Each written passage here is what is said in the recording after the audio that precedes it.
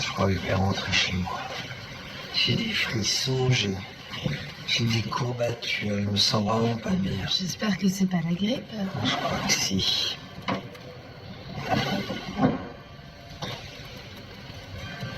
Mais il est où le procès-verbal? Là, sous vos yeux. Ah, excusez-moi. Il faut vraiment que j'aille me coucher. À votre place, en rentrant chez moi, je me glisse sous la couette et j'en bouge plus.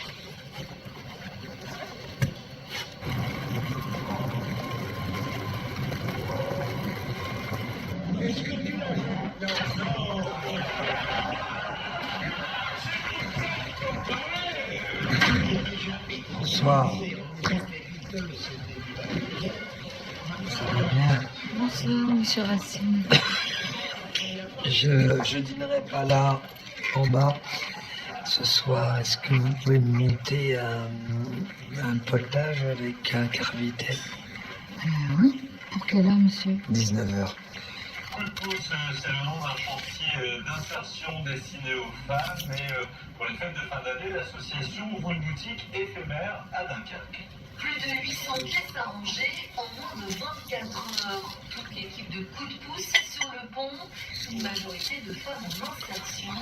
D'habitude, c'est avec quelques branches qu'elles travaillent. Un grand plaisir de revenir sur Dunkerque. 23h45. Jean-Marc Albic a franchi la porte de police de la rue Gambetta. Ce jour-là, à Boulogne-sur-Mer, il a plu toute la journée. Il est venu annoncer la mort de son fils de 7 mois. C'est le lieutenant Massimé qui reçoit sa déposition.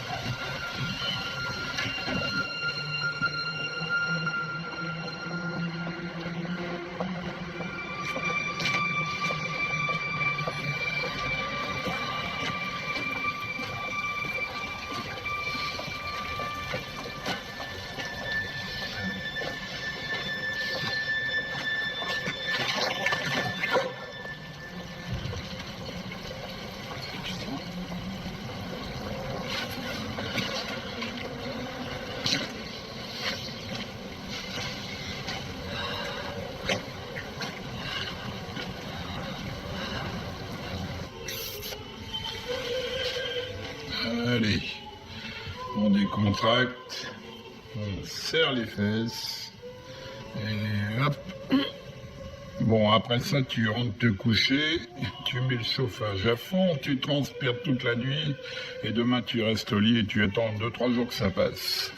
Mais ça, c'est impossible. J'ai une session qui commence demain, une session d'assises. Encore des viols? Non. On commence demain avec un type qui a tué son enfant de 7 mois à coups de Rangers. Bon, je te donne qu'une seule plaquette de Captagon, mais tu fais attention, t'en prends pas plus de 2 cachets par jour. Sinon, tu vas pas tenir en place, tu vas faire des bonds sur ton fauteuil pendant tout le procès.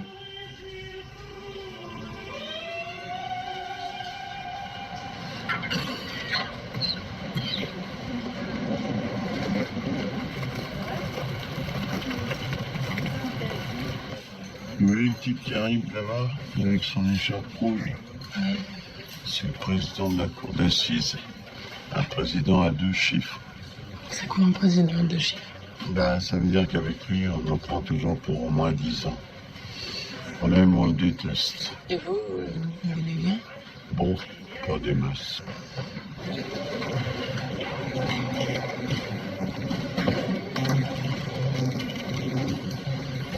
Bonjour, Monsieur le Président. Non, j'ai la grippe, je veux contaminer personne. Aïe. Vous vous soignez? Oui. Alors? Je voulais vous présenter Maître Gerbel qui m'assiste sur ce dossier. Bonjour, Monsieur le Président. Je voulais aussi vous prévenir, aujourd'hui je vais devoir quitter l'audience à plusieurs reprises. Je suis partie civile pour le ministère du Budget sur l'affaire UBS. Allez, bonne journée. Au revoir.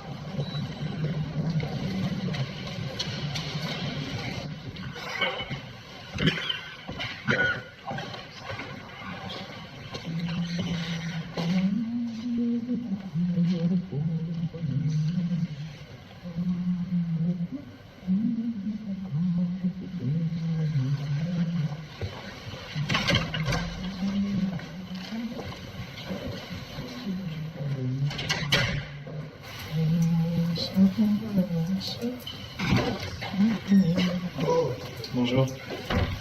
Bonjour, cher maître. Tu vas bien? Ouais, et toi? Ça va, ça va. Il est 23h45. Commercial Beckman franchit la porte de police. C'est la nuit très agitée en ce moment. Qu'est-ce qui se passe? Toujours. Cette nuit vers minuit, il y a Lalanne qui l'a vu sortir d'un bar à pute juste à côté du Saint-Sépulcre. Il paraît qu'il tenait plus debout, il s'est vautré en pleine rue. Ah si. Je croyais qu'il buvait pas une goutte d'alcool. En tout cas, je peux te dire qu'ici, personne ne le regrette. Tu sais qui va le remplacer? Non. Et c'est vrai ce qu'il m'a dit, le substitut qui était parti de chez lui, qui habitait à l'hôtel. Bon, premièrement, c'est pas chez lui, c'est chez sa femme. Deuxièmement, il paraît plutôt que c'est elle qui l'a foutu dehors, c'est pas lui qui est parti.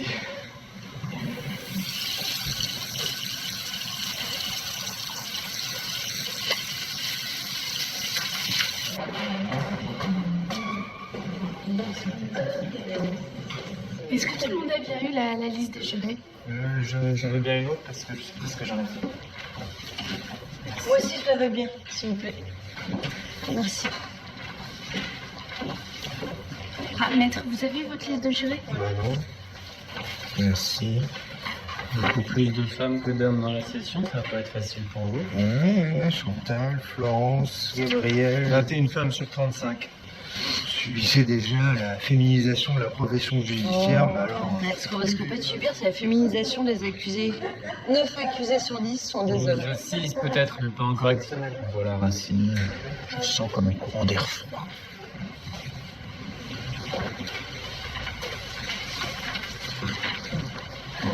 Bonjour, Monsieur le Président. Non, j'ai attrapé une très très mauvaise grippe, alors dans votre intérêt, aucun contact physique. Vous avez la grippe?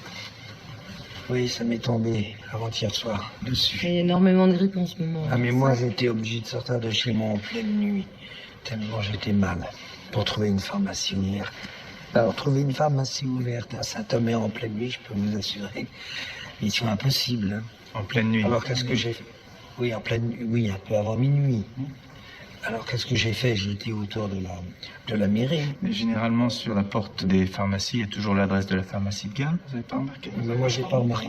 Alors vous savez ce qui est arrivé là, l'accusé? Non, pas encore. Je me dis dès qu'il est là. On va peut-être pas faire des heures sur la grippe quand même. Bon.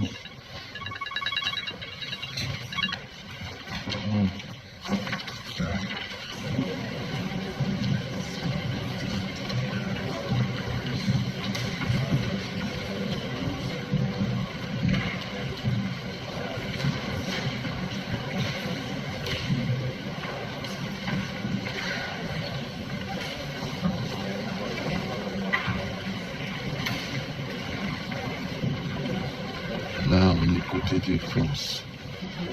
Boxe l'accusé, les places des avocats. Et d'ici, on entend presque tout ce qu'ils vont se dire. Là-bas, au centre, le président, entouré de ses deux juges assesseurs. D'accord. Et tout autour d'eux, les jurés vont venir s'installer. Là, à l'autre bout, l'avocat général. Celui qui vient d'entrer. Et elle, là, c'est sûrement la mère de l'enfant.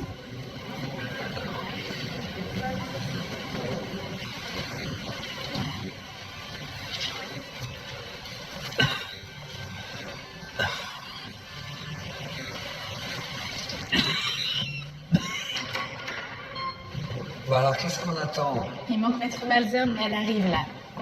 C'est pas possible.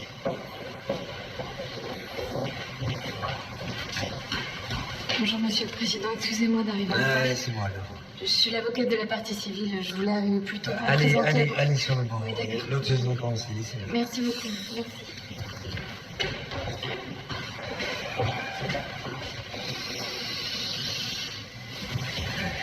Vous avez quelque chose à me dire, Fournier? Non, rien, Monsieur le Président. Alors, pourquoi vous me regardez?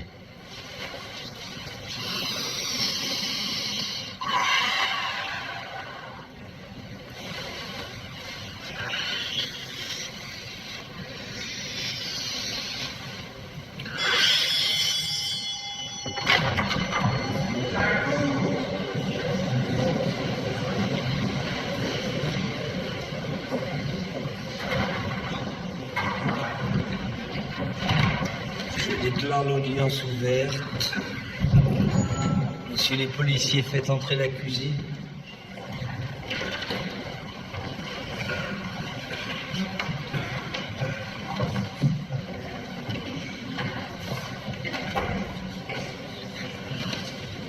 Je vous demanderai de rester debout, s'il vous plaît, monsieur. Et je vous demanderai aussi de faire le moins de bruit possible. Si je n'arrive pas à me faire entendre de l'accusé, je serai dans l'obligation de faire évacuer le public. Je vais vous demander vos noms, prénoms, âge, profession et domicile. Beuclin, Martial. Monsieur, je vous demanderai de regarder dans la direction de la cour, monsieur. Beuclin, Martial. 27 ans. Sans profession. Monsieur, je vais être obligé de vous redemander de regarder dans la direction de la cour, s'il vous plaît. Merci. Beuclin, Martial, 27 ans. Sans profession. J'habite à Boulogne-sur-Mer dans la cité Bel Air. Très bien, monsieur, je vous remercie. Vous pouvez vous rasseoir. Madame la greffière, veuillez faire l'appel des jurés, s'il vous plaît. Madame Jeannette Marot. Très malmené aujourd'hui, Président. Je ne voudrais pas être à la place de l'accusé. Présente. Madame Jussel. Présente. Mademoiselle Isabelle Barceau. Présente. Non, on vient juste de commencer l'appel des jurés. Ouais, bien sûr, j'ai reçu le mail. Bah ouais. Ça appelle une réponse immédiate. Tu vois ça avec François, tu le renvoies en copie.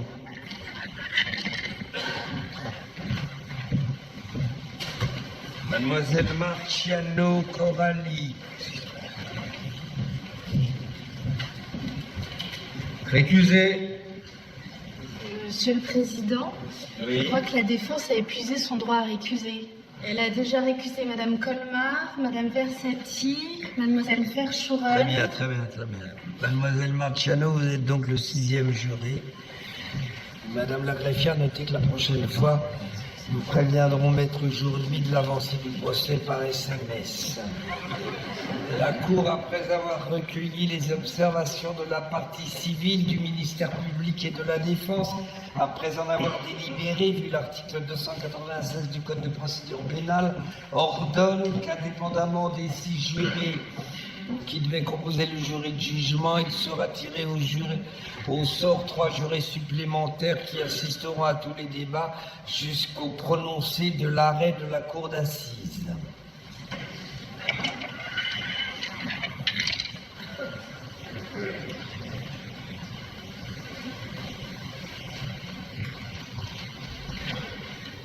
Madame Lorenzen Cotteret-Ditteux.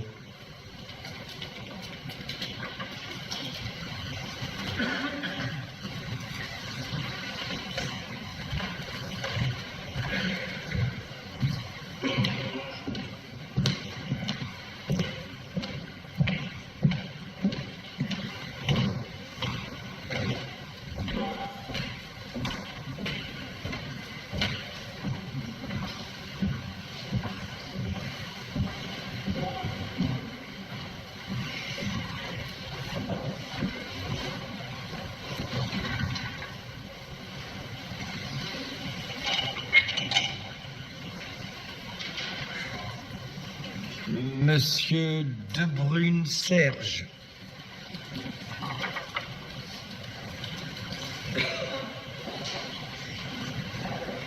Les jurés qui n'ont pas été tirés au sort sont libres jusqu'à vendredi, date de la prochaine affaire. Ils peuvent demeurer dans la salle s'ils le désirent ou ne pas rester.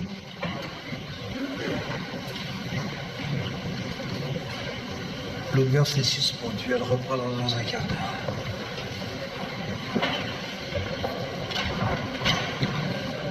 Excusez-moi, de savoir si c'est normal de faire une interruption aussitôt. Non, c'est pas vraiment Non, normal. en général, ça intervient un petit peu plus tard dans la matinée. Après le rapport préalable ou après l'enquête de personnalité. Et le rapport préalable, c'est l'exposé que fait le président des faits qui sont reprochés à l'accusé. Si vous voulez, vous avez deux sortes de présidents. Vous avez des présidents qui verrouillent très fort les débats, qui vont exposer tous les faits pendant une demi-heure, qui vont prendre chaque procès verbal, qui détaillent le rapport d'instruction et qui au final laissent très très peu d'espace. Et puis en revanche, vous avez des présidents qui vont faire un rapport très bref et qui vont préférer laisser s'exprimer l'accusé, les témoins, la victime, des présidents qui vont vivre un procès. Ça. Monsieur notre président, c'est quel genre? Un président qui verrouille beaucoup. Verrouille? Qui verrouille Non, les je suis débats. pas d'accord. Non, non, c'est un président qui fait vivre les débats. Il est plutôt du genre à regarder la proportion des plus de 60 ans dans le jury. Ça, plus ils sont nombreux, plus il y aura de pause-pipi. Les post-pipi? Bah oui, c'est important. Saint-Omer, tribunal. Ouais, j'étais prise. Ça dure 3 jours. Est-ce que le professeur Lérès est à côté de vous? Oh, pardon.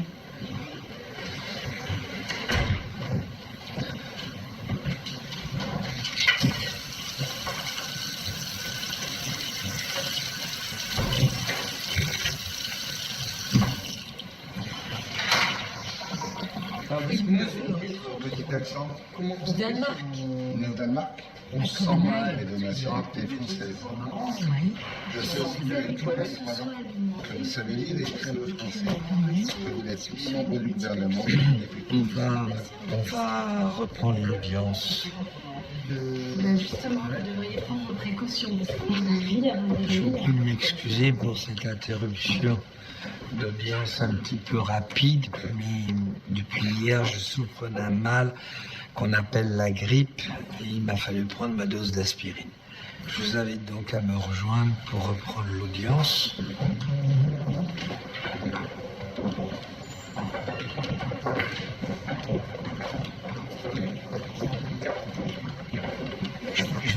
Je vous demanderai de regagner votre place assez vite, s'il vous plaît, car c'est seulement quand le dernier d'entre vous aura rejoint son siège que nous pourrons nous rasseoir.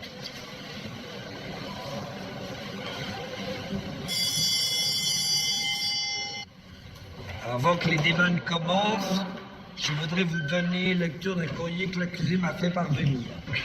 Monsieur le Président, etc., je vous écris cette lettre. C'est pour vous parler d'une chose à laquelle j'ai beaucoup réfléchi. J'ai décidé pendant le procès de ne pas parler, de ne rien dire. Je ne répondrai pas aux questions qu'on me posera. À chaque fois qu'on me posera une question, je répondrai chaque fois que ce n'est pas moi, que j'ai pas donné des coups de pied, que je ne suis pas responsable de la mort de Mélissa et que je suis innocent de ce qu'on m'accuse. Je ne changerai pas d'avis. Veuillez croire, Monsieur le Président, etc., etc. Je demanderai à l'accusé de se lever.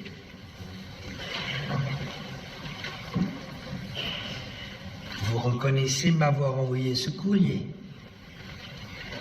Oui, monsieur le juge. Oui, Monsieur le Président. Ah oui, monsieur le juge. Ce que la Cour aimerait savoir, c'est si vous êtes dans les mêmes dispositions qu'au mois de juin. Oui, monsieur le président. Je vais néanmoins procéder à ce qu'on appelle un interrogatoire de personnalité. La Cour a besoin de savoir qui vous êtes, d'où vous venez, quel a été votre parcours. Je vais donc commencer par vous poser la question de vos origines. De l'endroit où vous êtes né.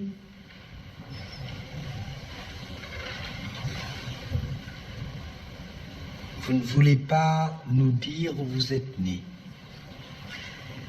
Je n'ai pas tué Mélissa. Vous êtes né à Arleux le 21 décembre 1986. Vous pouvez peut-être nous dire quelques mots de votre milieu d'origine. Ce que faisaient vos parents. J'ai pas tué Mélissa. Bien. Votre père travaillait dans une entreprise qui faisait du ravalement d'immeubles, mais aussi des travaux de couverture. C'est le 6 janvier 1989 qu'il tombe d'un échafaudage et se brise la colonne vertébrale. Vous avez 3 ans. Les médecins vont tenter de sauver votre père, mais malheureusement, il ne survivra pas à cet accident. Votre mère est alors enceinte de 6 mois. Vous vous souvenez de la naissance de votre petite sœur?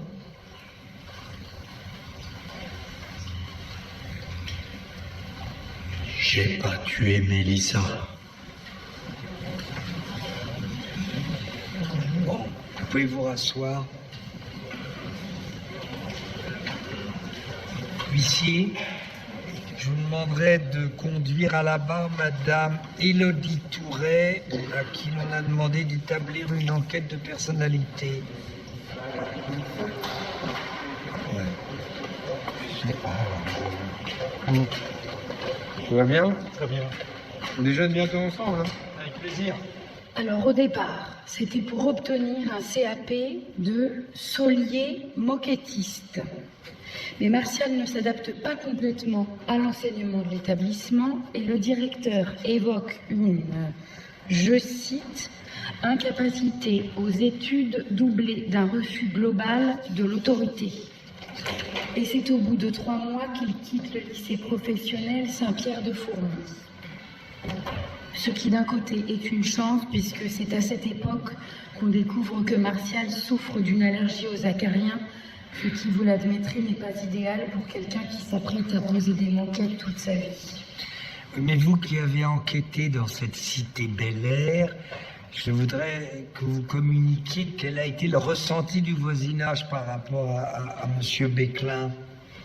Écoutez, que ce soit les voisins directs ou les habitants des autres immeubles, tout le monde parle d'un homme sans histoire, de quelqu'un qui parle, qui dit bonjour, d'un couple, on va dire, normal, voilà, qui semblait s'entendre. Voilà. Très bien. Vous avez des questions? Bon, merci beaucoup. Merci, au revoir. Monsieur Martial Béclin, levez-vous s'il vous plaît. Avez-vous des remarques, des détails à ajouter, des inexactitudes à corriger à l'exposé qui vient d'être fait? J'ai pas tué Mélissa. Monsieur Béclin, en refusant de vous exprimer comme vous le faites, vous ne vous facilitez pas la tâche. Je vous rappelle que l'opinion que les jurés vont se faire va se fonder uniquement sur les déclarations que vous avez faites à la police. C'est leur problème. Je vous demande pardon. J'ai dit c'est leur problème. C'est leur problème. C'est leur problème. Moi, je pense que c'est plutôt le vôtre. Je vous rappelle que vous risquez 20 ans de réclusion. On verra. Comment? On va voir. On va voir. Monsieur Béclin, Pour la dernière fois, je vous demande de raconter à la cour et au jury ce qui s'est réellement passé le 24 avril 2013.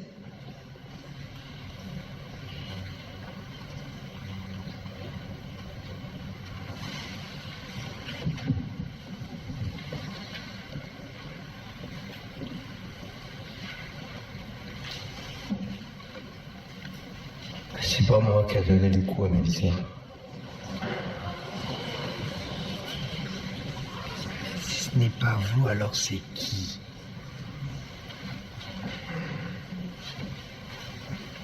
Je n'ai pas donné les coups.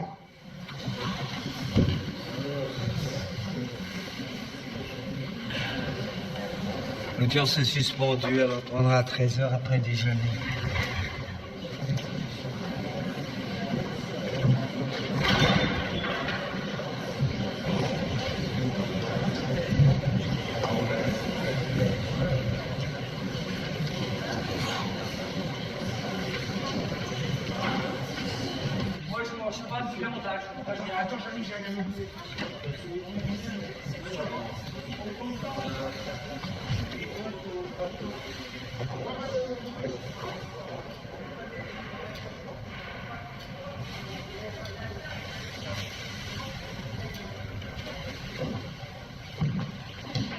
Vous sortez, Monsieur le Président?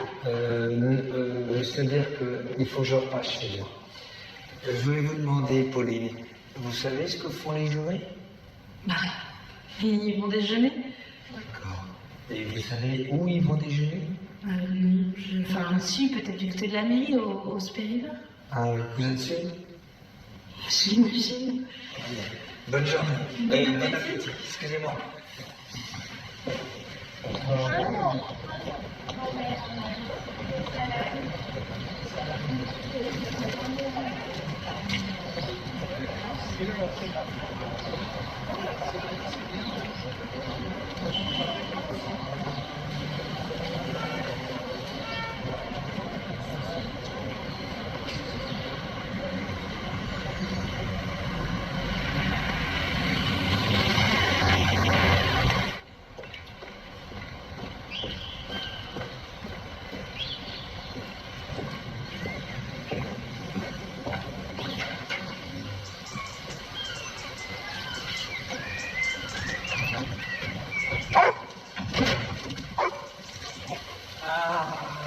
C'est mon chien, ça.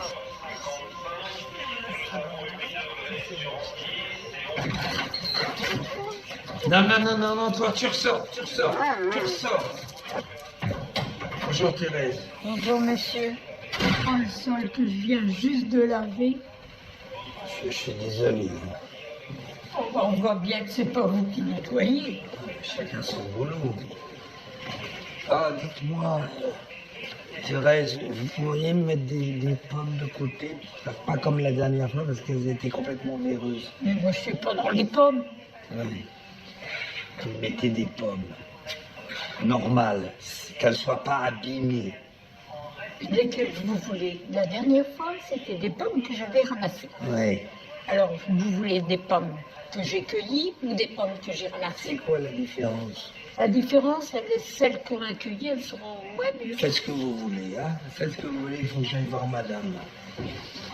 Je compte sur vous, Thérèse, hein.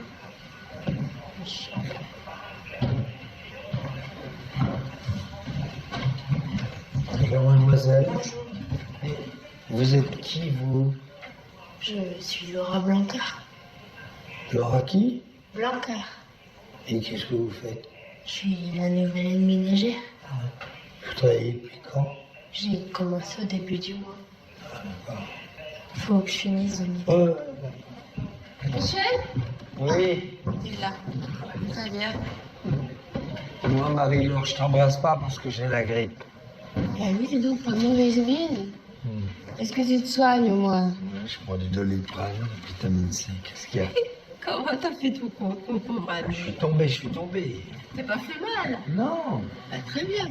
Bon alors, tu voulais me voir pourquoi? J'ai vu le notaire et les choses ont été plus vite que prévu. C'est-à-dire? Je signe la promesse de vente jeudi. Et je pense quitter Saint-Omer avant la fin du mois. Hein? Le radéménageur est venu ce matin pour faire une estimation. Je ne vais pas pouvoir emporter à Honfleur tous les meubles qui sont ici. J'ai fait la liste de ce qui va rester. Je te l'ai mêlé tout à l'heure. Si quelque chose t'intéresse, tu me le dis assez vite. À la fin du mois? Je ne veux pas passer un hiver de plus ici. Au revoir, monsieur. Au revoir, Thérèse.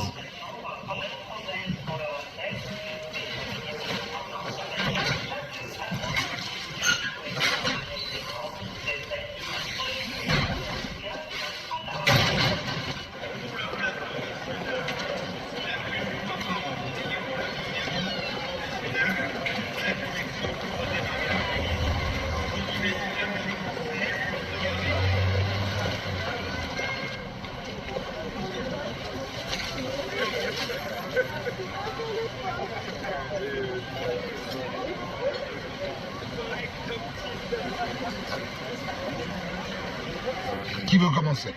Pendant l'ordre du tirage au sort, ou bien l'inverse. Je veux bien commencer, moi. Alors on fait un tour de table? On commence. Je m'appelle Yassine Balaoui, j'ai 65 ans et je suis à la retraite. Retraité de quoi? Je suis retraité de Gaz de France, monsieur. Ah ouais. Je suis marié, j'ai 3 enfants et j'ai 9 petits-enfants. Vous habitez où? J'habite à Los Angeles, juste à côté de l'ancien puits numéro 11. À l'ombre des terrils. Ah, les terribles, monsieur. C'est nos montagnens. À vous. Moi, je m'appelle Rémi Kubiak, j'ai 43 ans, je suis marié. 12 enfants et je travaille comme jardinier paysagiste. Et tu habites où? Tu permets que je te tutoie? Ah oui, enfin, j'habite pas au Touquet, j'habite Marles-les-Mines en fait.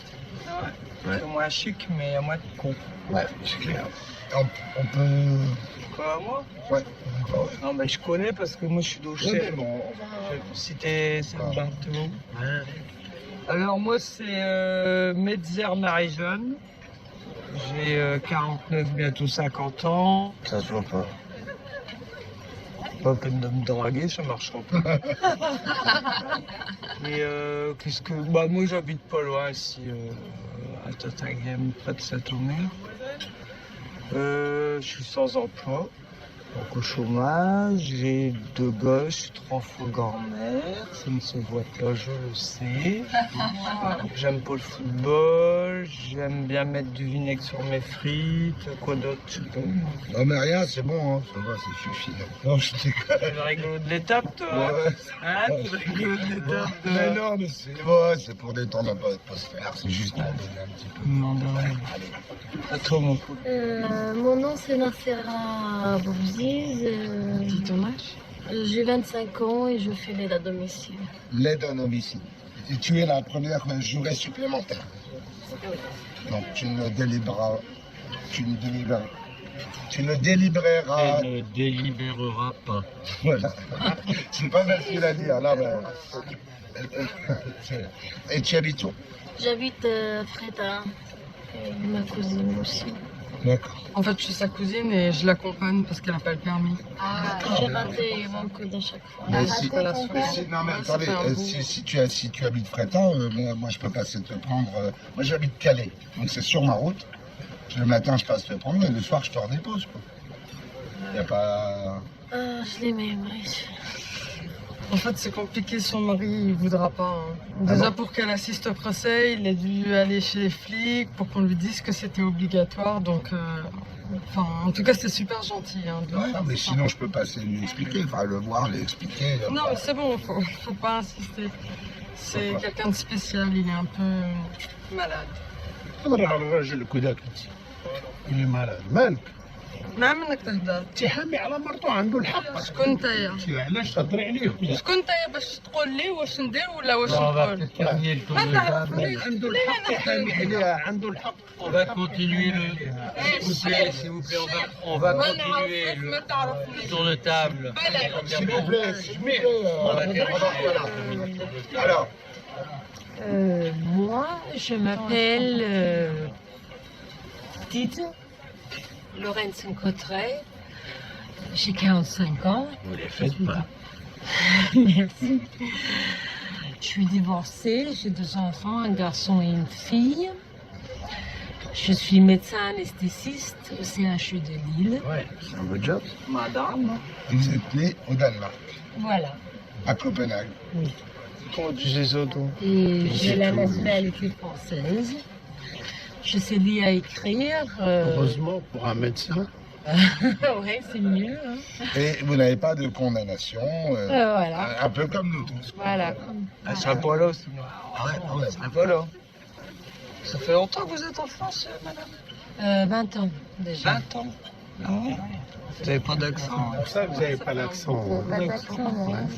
Merci. S'il vous plaît, c'est Ah, Coralie. pardon. Hein. Oui, Coralie Marciano. Marciano, Ouais. c'est italien. Ouais, c'est Hein italien. J'aurais pas dit que c'est corse, moi. Non, non, c'est d'origine italienne. Mais bon, moi, ça se voit plus. Qu'est-ce que je peux vous dire? J'ai 29 ans. J'habite à Coquel, à côté de Calais. Et je travaille dans une banque. Je dis laquelle ou pas? On s'en fout. Comme vous voulez. Ça change. Je peux. Mais je peux, enfin. C'est le CIC. Ouais, c'est tous les mêmes. Un pour tous, tous pourris. C'est ça. Et qu'est-ce que je peux dire d'autre? Je suis célibataire et j'ai pas d'enfant. D'accord. Célibataire ou... Bah, de quoi je me mêle? Quoi? T'es grave. Mignonne, mais non, mais elle est mignonne comme toi, elle peut pas être célibataire, c'est pas possible. Non, mais j'ai un copain, quoi. Mais il est pas là en ce moment. Il est, en fait, il travaille dans l'armée, il est sergent et en ce moment, il est en mission au Mali. Faites attention là-bas, les coupeurs de tête. Hein. Ah non, Ouais. je veux pas savoir. Ça va, c'est pas trop dur? Bah, non, ça va. Non, mais... La Sainte-Omer. Moi. Non, mais on sait jamais. La deuxième. Merci beaucoup. Café allongé, s'il vous plaît. Merci. Tu bois rien, beaucoup?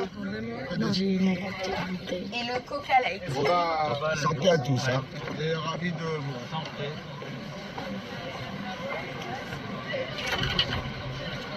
Moi, si j'ai pas été tiré au sort, je saurais quand même rester. Rien que pour comprendre comment on peut en arriver à tuer un bébé de 7 mois en lui donnant des coups de pied. J'aimerais bien. Mais qui c'est qui vous dit qu'il l'a tué? Bah oui, non. Où c'est que vous avez vu ça? Il dit qu'il l'a pas tué. Il a dit que c'est lui. Non, mais il a dit ça au début. Après, la police, elle a fait dire des conneries, j'en sais rien. Même maintenant, qu'est-ce qui est Moi trop aussi, je peux facile? tuer quelqu'un et dire après, c'est pas moi. On n'a pas le droit de parler de ça en dehors du palais de justice. Il a dit que c'était lui. On n'a pas le droit d'en parler. Vous avez juré tout à l'heure. Oui, j'ai juré. Vous Alors, avez levé la main. oui, j'ai levé la main. Alors on n'a pas le droit d'en parler. Les conversations entre nous doivent rester secrètes, si vous voulez. Et le président, on a le droit d'en parler? Là, ça, oui. Ça, oui. On a le droit. Bien sûr. Ah bah voilà, bah moi je demande. Vous en pensez quoi de ce mec-là? Ah bah, pas très chaleureux. Bah Dieu, pas chaleureux. Moi je veux pas foutre ma merde, mais en tout cas il paraît que c'est une sacrée peau de vache ce mec-là. Pourquoi vous dites ça? Ah moi je dis rien, hein. C'est le frère à ma soeur. Il bosse. Bah il bosse au tribunal, il fait l'entervice. Et vous le croyez? Hein? Et vous le croyez? C'est le beau-frère à ma soeur, moi je vois pas, je dis en a foutre. Il me dit que tout le monde, mais vraiment tout le monde là, il a une réputation de merde, il y a personne qui peut le blairer. On le connaît. N'importe quoi. On ne le connaît pas encore. Hein. Bah, nous, on ne le connaît pas, donc. Il n'y en a pas un au tribunal qui peut le saquer.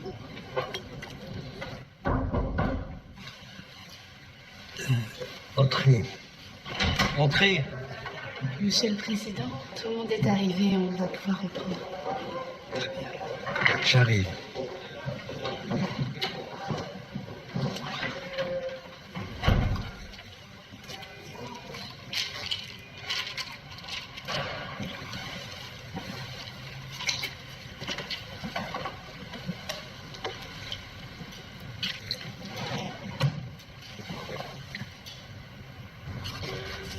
Je vais donc vous demander de me raconter de manière spontanée, avec vos mots, ce qui s'est passé ce jour-là. Mélissa, elle avait pleuré tout le matin. Elle avait rendu son biberon Mhm. et j'étais sortie prendre l'air, marcher un peu. Mhm. Et vous êtes rentré chez vous? Oui. Et j'ai vu Martial. Il était dans la salle à manger. Il m'a dit qu'il était arrivé un accident à Mélissa. Oui. Mais quand il vous dit ça, il se trouve dans quel état? Vous avez l'impression qu'il a bu? Non, pas spécialement. Pas spécialement. Pourtant, c'est ce qu'il a affirmé aux policiers qui l'ont interrogé, puisqu'il a dit que ce jour-là, il était complètement ivre et qu'il savait plus du tout ce qu'il faisait. Enfin, continuez, je vous en prie. Alors, je suis rentrée dans la chambre Oui. et j'ai vu Mélissa. Elle était allongée sur le dos.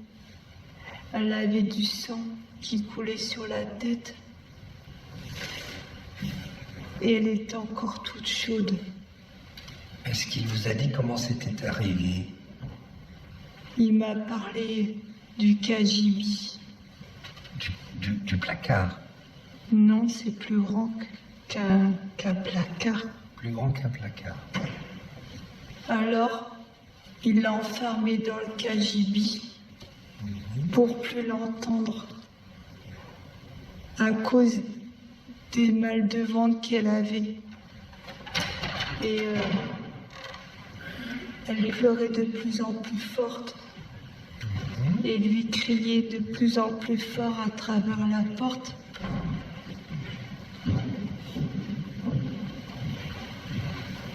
Allez-y. Et c'est comme si c'est en la porte. Non, continuez, je vous en prie, continuez. Allez-y. Et alors? Oui. Vous me disiez? Donc, il l'a enfermée dans le KGB pour plus l'entendre. Parce qu'elle avait mal au ventre et elle pleurait de plus en plus fort.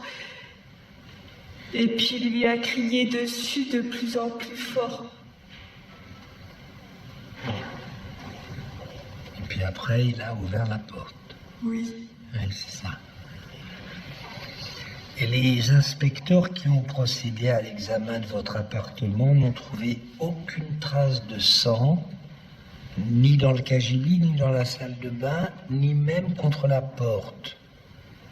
En dehors du lit où votre petite fille était allongée, aucune trace de sang. Comment vous expliquez cela?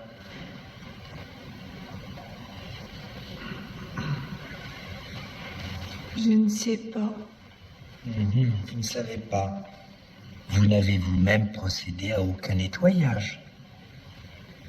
Non. Non. Vous avez vu Martial Béclin le faire? Je ne me souviens pas. Vous ne vous souvenez pas? Dites-moi, madame, entre le moment où vous êtes rentré chez vous et le moment où l'accusé s'est présenté à l'hôtel de police, il s'est écoulé plus de 10 heures. Qu'avez-vous fait pendant ces 10 heures? J'ai beaucoup pleuré. Oui, ça, on imagine. On imagine. Ce que je vous demande, c'est que vous racontiez à la cour, aux jurés, ce que vous avez dit aux policiers. Martial, il voulait se dénoncer, mais moi, je voulais pas. C'était un accident. Oui. Et pourquoi vous ne vouliez pas? Je viens de vous le dire. Pardon? Je viens de vous le dire, c'est un accident. Mais ça, c'est pas une raison. Vous avez dit avoir eu l'idée de jeter le corps de votre enfant dans l'estuaire de la Liane pour faire croire à un accident ou à une disparition. Vous avez dit ça. Hein?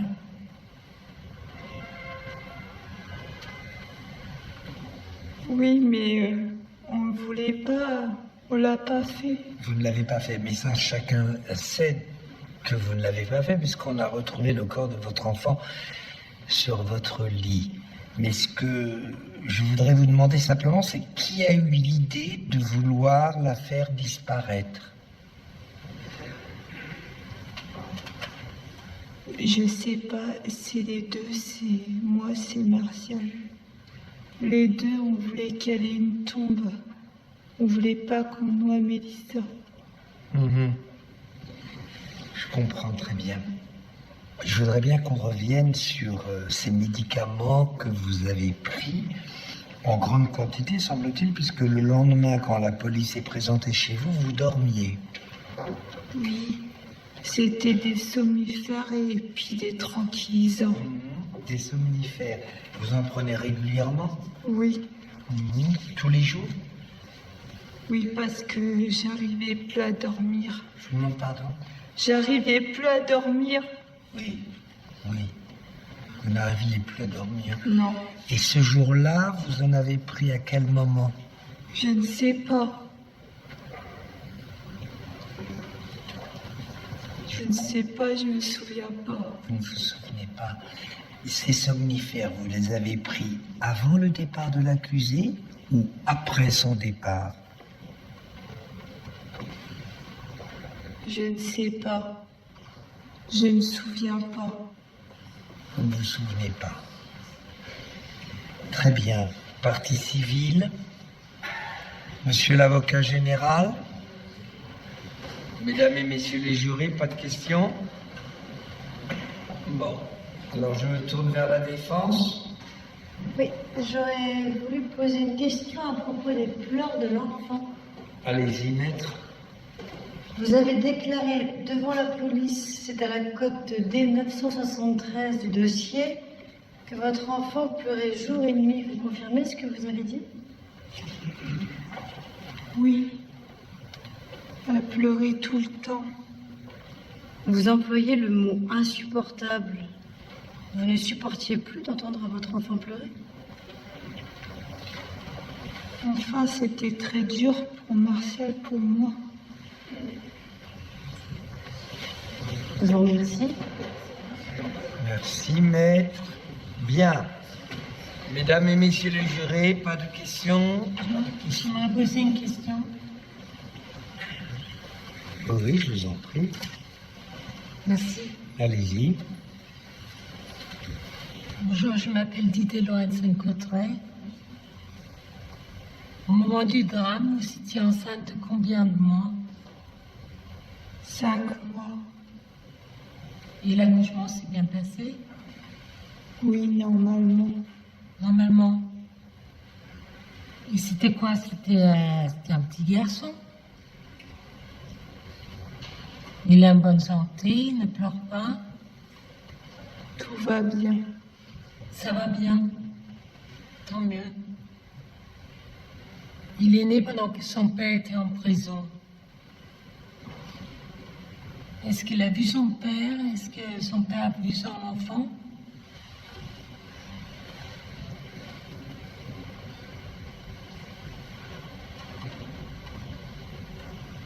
Non.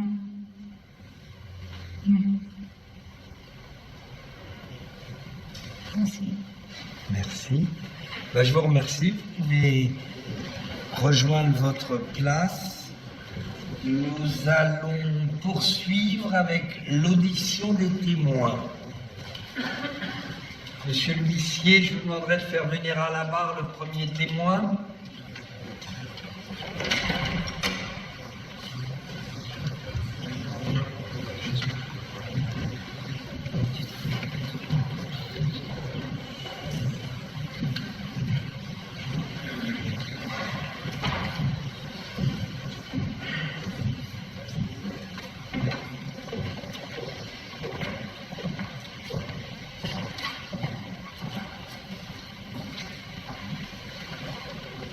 Bonjour madame. Bonjour monsieur le juge.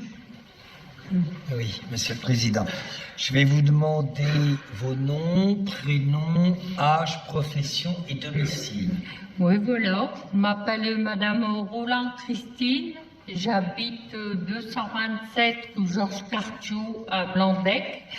J'ai 57 ans et je fais partie du village d'enfants Maman SOS. Très bien. Connaissiez-vous l'accusé avant les faits? Oui, monsieur le juge. Oui, monsieur le président. Êtes-vous parent, allié ou attaché au service de celui-ci ou de la partie civile? Non, monsieur le juge, pas vraiment, mais enfin, voilà, oui. Très bien. Vous connaissez Jessica Marton? Oui, monsieur le juge. Je l'ai pris à la maison, elle avait 2 ans. Ah. Et vous vous êtes attaché à cet enfant? Oui, beaucoup. Oui. Plus qu'à d'autres? Largement, oui, c'est ma fille. Oui. C'est comme ma fille. C'est comme votre fille. Et vous aviez appris le mariage plus tard avec l'accusé? Je n'étais pas d'accord, je n'ai rien dit, je n'étais pas d'accord. Je voulais pas qu'elle se marie avec, non. Je me suis dit, elle sera malheureuse. Voilà. Pourquoi cette intuition? Le monsieur me semblait plus commandant. C'était lui qui commandait. C'était pas Jessica. Jessica, il n'avait rien à dire. Voilà. Et vous n'aimez pas quand les hommes commandent? Oui, voilà. Je pense qu'il était plus autoritaire. Très bien. Si Martial était sorti, je l'aurais vu, monsieur le président. Il me fait toujours signe. D'accord. Et même des fois, il vient me parler. Mais c'est pas la question, monsieur, c'est pas la question. Je vous demande une chose, c'est avez-vous vu monsieur Martial Desclin sortir de la cité ce jour-là? Oui. Et non. Je vois tout le monde sortir, effectivement. Oui. C'est pas toujours derrière la fenêtre, je ne vois pas 24 heures sur 24. Je comprends pas. Vous venez de dire à l'instant que vous voyez tous les gens qui rentrent et qui sortent de la cité. Je crois, monsieur le président. Donc vous croyez? C'est-à-dire, c'est plus du tout je sais, c'est plus du tout je ne sais pas, c'est je crois. Ah oui, ça je peux vous l'affirmer, monsieur le président. Très bien. Donc, vous l'avez vu sortir ce jour-là? Je suis plus trop sûr, monsieur le président. Bien. La Cour voudrait savoir si votre chambre à coucher donne directement dans la chambre à coucher de vos voisins, c'est-à-dire de M. Martial Desclin. Le salon, oui, le salle à manger, la C'est chambre. votre salon qui était collé à la chambre. Ouais. Non. La chambre Non, mais c'est le salon qui donnait directement sur la chambre à coucher. Bah oui. Mais pas sur le salon. La chambre, elle donne sur le salon. Non. Ah bah si. Si tu vas dans le couloir, tu tournes à gauche, c'est le salon, à droite, c'est le salon. Pardonnez-moi. C'est la chambre ou la salle à manger? La salle à manger. Non, c'est la chambre. Non. Si. Ah bah non. Bah moi je dis que non, tu Pourquoi tu fais vers la droite alors? Mais attendez, du côté de la droite. pardonnez-moi. Ce que la Cour aimerait savoir, c'est est-ce que de chez vous, on entend le bruit des voisins? Ah oui. Ah oui. Vous entendez beaucoup de cris, de pleurs, de pleurs, de cris. Oui. Sans arrêt. Ah oui. Du matin au soir, on entend pleurer, des cris de... Les parents qui crient, on est à bout, on est stressé. Ah oui, non. Et ça toutes les nuits? Toute la nuit aussi. Dans la journée comme dans la nuit. Hein. Vous en étiez presque à perdre le sommeil. Ah bah oui, ça c'est sûr.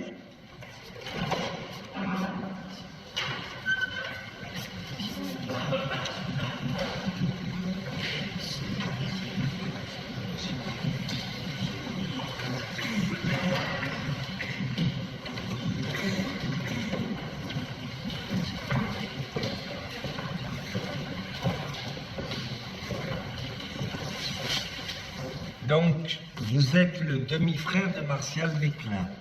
Tout à fait. Vous avez combien de différences entre lui et vous? 9 ans. 9 ans. Il se comportait en demi-frère ou plutôt en frère naturel? Non, frère. Vous n'avez jamais senti qu'il était votre demi-frère? Ouais, jamais. Il m'a toujours considéré comme son frère et moi aussi. Toujours été droit avec moi, et toujours comme ma frère. Il a toujours été là pour vous. Vous le voyez très peu de défauts. Très peu. Aucun. Ah, c'est assez rare qu'on trouve un être humain sans défaut. Et quels étaient les éléments qui vous donnaient cette sensation que vous vous sentiez protégé par votre frère? Pour moi, il est tout. Il m'a toujours soutenu. Il a pris le rôle de mon père. Pour moi, c'est comme mon père. Comment vous sentiez le couple Jessica Marton et lui? C'était un couple soudé. Soudé? Ouais. Qu'est-ce qui les unissait? Leur fille. Leur fille? Ouais, leur fille. Très bien. Pour moi, il n'y a rien à faire ici. Ah bon? Ouais. Jamais il aurait pu tuer sa fille. Bien. Pour moi, il n'y a rien à faire ici. Je vous remercie, monsieur. Le dernier témoin a été entendu. L'audience est suspendue. Elle reprendra dans un quart d'heure.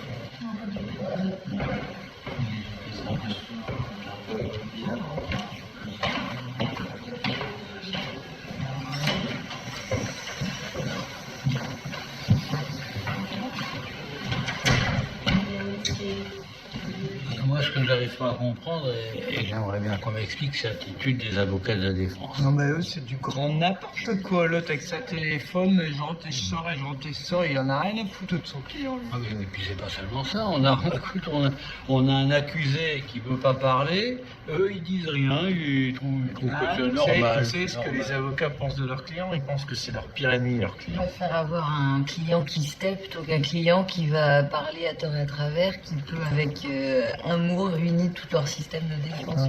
Béclin, pour son avocat, c'est l'accusé modèle. Il dit rien, il parle pas, la seule chose qu'il dit, c'est qu'il est innocent. Ça veut dire qu'ils se sont mis d'accord tous les deux pour dire c'est une tactique. Pas nécessairement. Mais il se réserve pour demain. Pourquoi puisque demain? Et demain, c'est l'audition des policiers qui ont mené l'enquête. La défense va sûrement plaider les aveux forcés.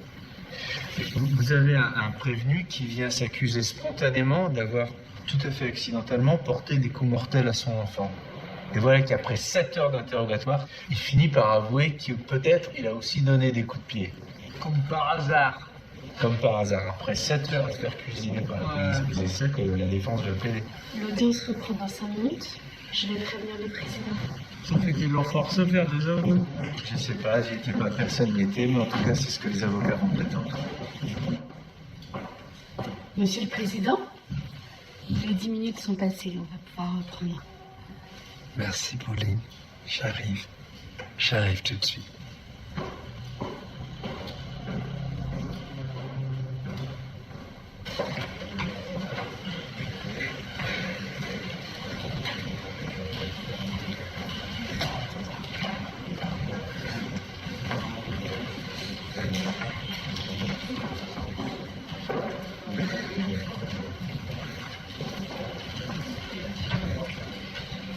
Jurez d'apporter votre concours à la justice, en votre honneur et en votre conscience, dites je le jure. Je le jure. En fait, il s'agit d'une sténose du pylore. Vous pouvez peut-être expliquer aux jurés où se trouve le pylore et quelle est sa fonction. C'est un rétrécissement de la partie la plus basse de l'estomac, où les aliments ont du mal à progresser dans les intestins. Ah oui, il n'a pas de fonction particulière. Dans le système digestif, le pylore est juste une partie de l'estomac, qu'on comprenne bien. C'est la partie la plus basse, oui, de l'estomac. C'est un muscle. Et alors? Et qu'est-ce qui se passe dans l'organisation de ce... le sténose... les aliments ont du mal à progresser dans les intestins. Et est-ce que c'est douloureux? Oui, non seulement c'est très douloureux, mais en plus de ça, l'enfant vomit par jet après chaque prise de nourriture.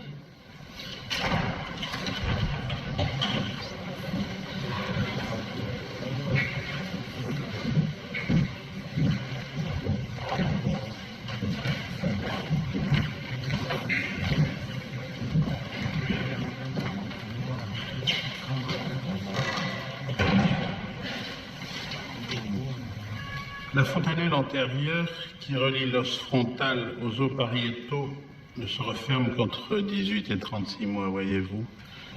Pendant toute cette période, le crâne de l'enfant reste encore très fragile.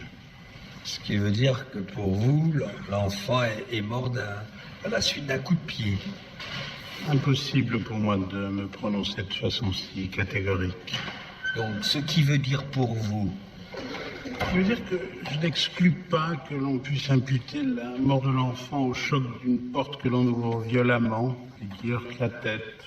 Mais l'hypothèse de coup porté avec les talons d'une chaussure reste tout à fait plausible, comme le serait d'ailleurs la chute de l'enfant sur une arête de table. Voilà. Pas de questions, messieurs les jurés? Pas de questions. Bon, je vous remercie, professeur Mignaret. L'audience est suspendue, elle reprendra demain à 9h30.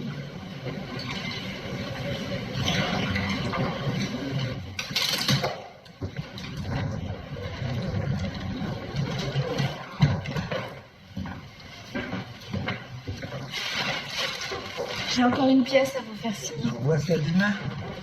D'accord? À demain. Bonne soirée.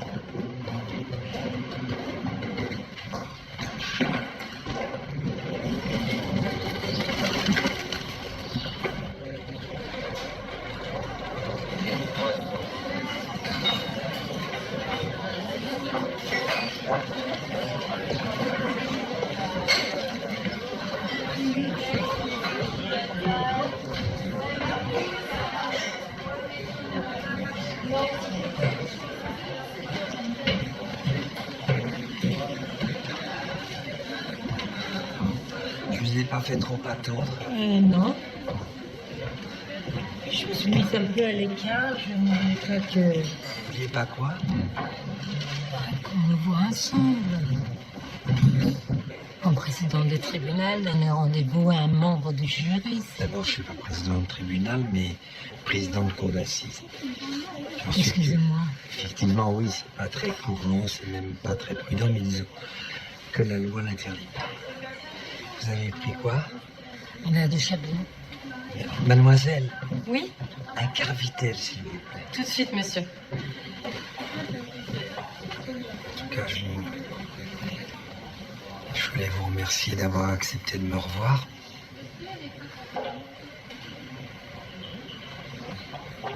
Vous n'avez plus mal à votre hanche? Bah, je fais en sorte que ça ne se voit pas trop. Quand le temps est à la pluie, je ressens encore quelques douleurs. Enfin, globalement, je mène une existence normale. Je vous dis pas que si on m'agressait, j'aurais pas quelques difficultés à rattraper mon agresseur. Enfin, j'ai jamais été non plus un champion de course à pied.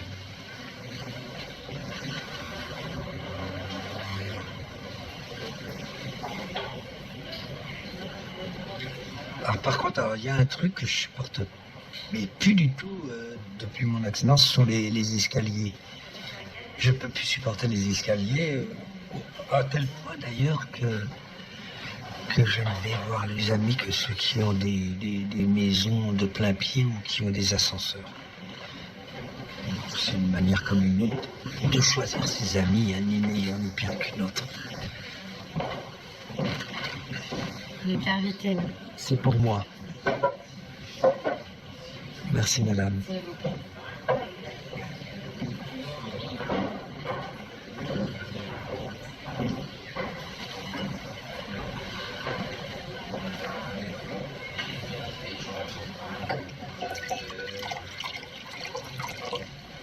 Quand vous êtes venu à Saint-Omer, vous saviez que c'est moi qui présidais? Ah non, je ne savais pas. Et si vous l'aviez su? Ça n'aurait rien changé. Vous n'auriez pas cherché à vous faire porter pâle. Se faire porter pâle, c'est se déclarer malade. C'est produire une excuse ou un certificat médical. Non, tout le monde disait de faire ça, les chefs de service, les internes qui travaillent avec moi. Belle mentalité. Mais une amie qui avait été jurée m'a parlé de son expérience. Elle m'a dit que ça avait été un moment incroyable, très très fort. Et elle se demandait justement comment faisaient les gens comme vous, les juges, les avocats, pour pas être envahis. On est blindés, hein. On est blindés. Moi, le soir, je coupe. C'est clair. Parce que vous pensez encore à vos malades après le travail? Ah oui.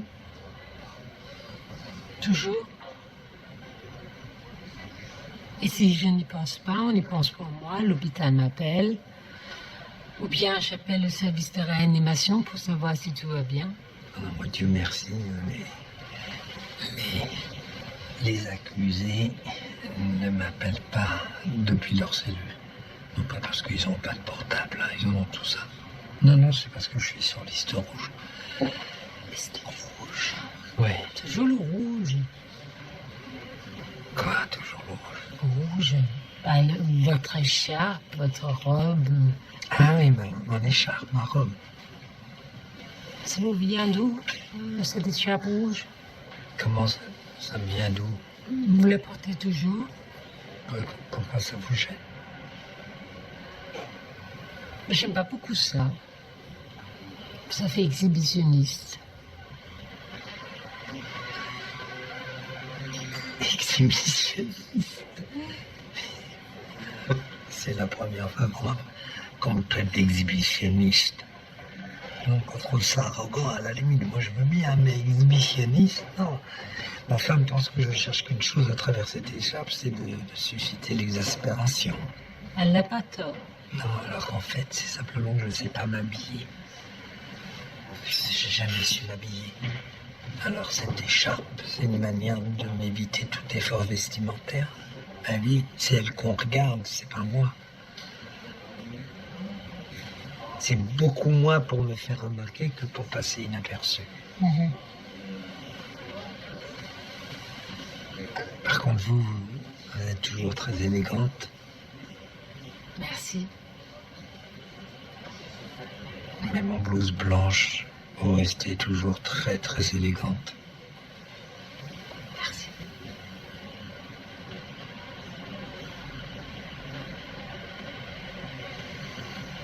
Pourquoi vous n'avez pas répondu à ma lettre?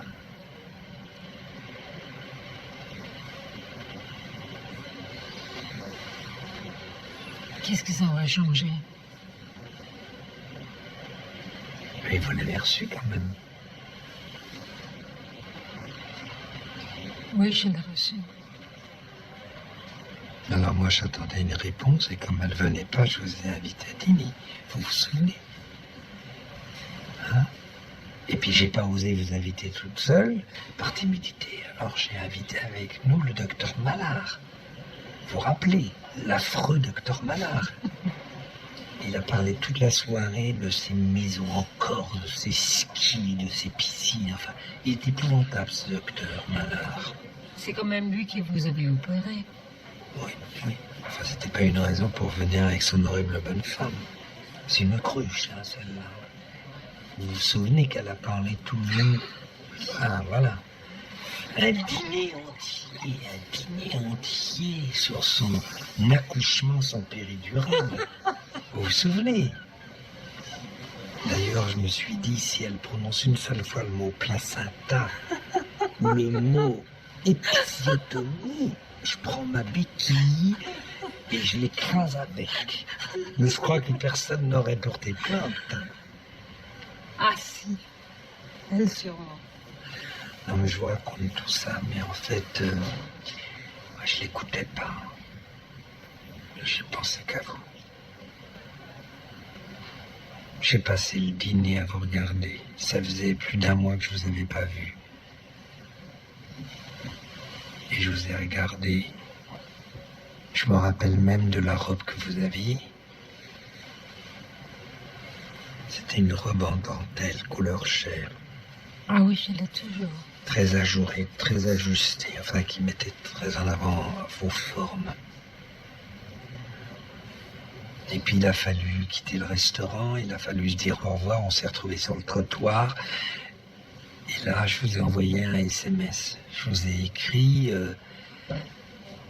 vous me manquez atrocement. Et vous m'aviez répondu C'était un délicieux dîner et très sympa. Non, mais c'était un délicieux dîner et très sympa. Ça m'a achevé, quoi. Vous imaginez ce que ça veut dire?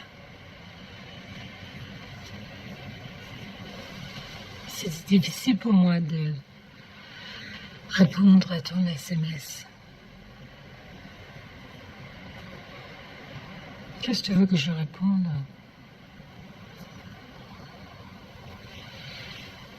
Que je te manquais, je crois. Que je te manquais beaucoup.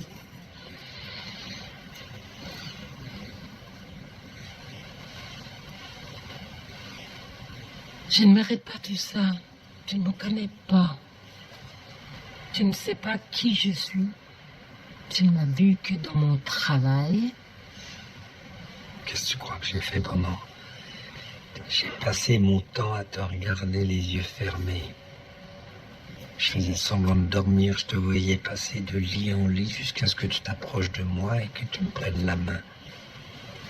Oui, je prends la main de tous mes patients. Ouais, mais alors je peux te dire un truc. Quand on n'est pas prévenu, je t'assure que ça fait un effet.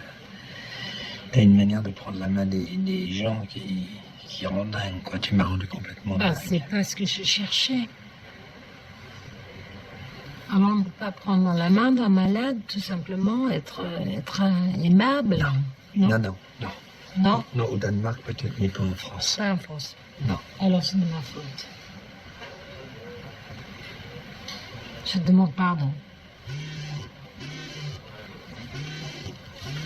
Excuse-moi.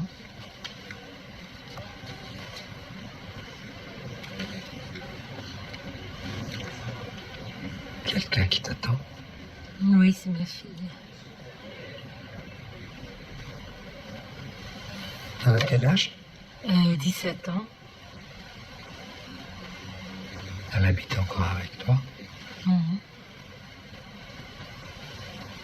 Il n'y a personne d'autre?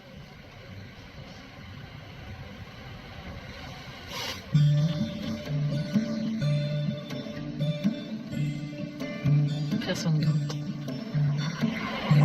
There was a time when life was in the air.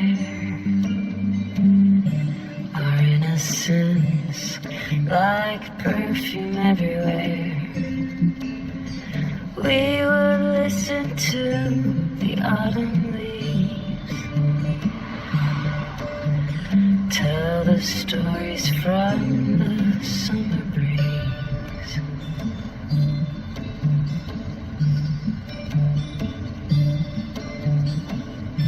There was a time with our prince in the snow. We went places that people just don't know. We had followed rivers to their seas, listening to all that summer breeze. But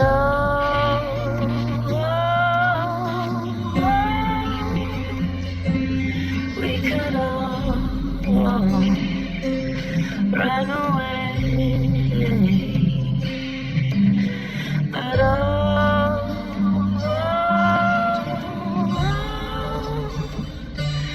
only dreamers, as they say.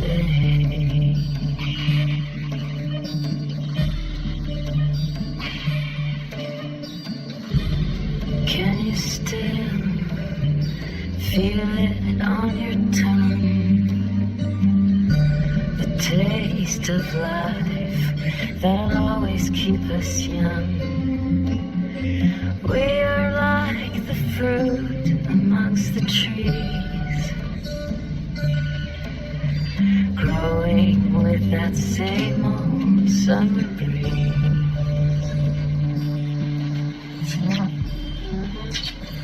T'as la chance que je sois là, hein. Tu vois dans les trous. Je rigole. T'as fait à manger? Hein? Dis-moi au moins à quoi elle ressemble. Ben, elle était de taille moyenne, plutôt mince. Il est bon? Je l'ai coupé très court. Il était tellement fermé sur lui-même, tellement tendu, je sais pas, tout brun. En tout cas, moi je trouve ça bizarre de porter un jogging à son procès. Pourquoi? Bah, je sais pas, tu portes un jogging pour faire du sport quand t'es devant ta télé, mais pas quand tu as un procès. Lui, il reste tout le temps dans sa cellule, là, il fait rien de la journée.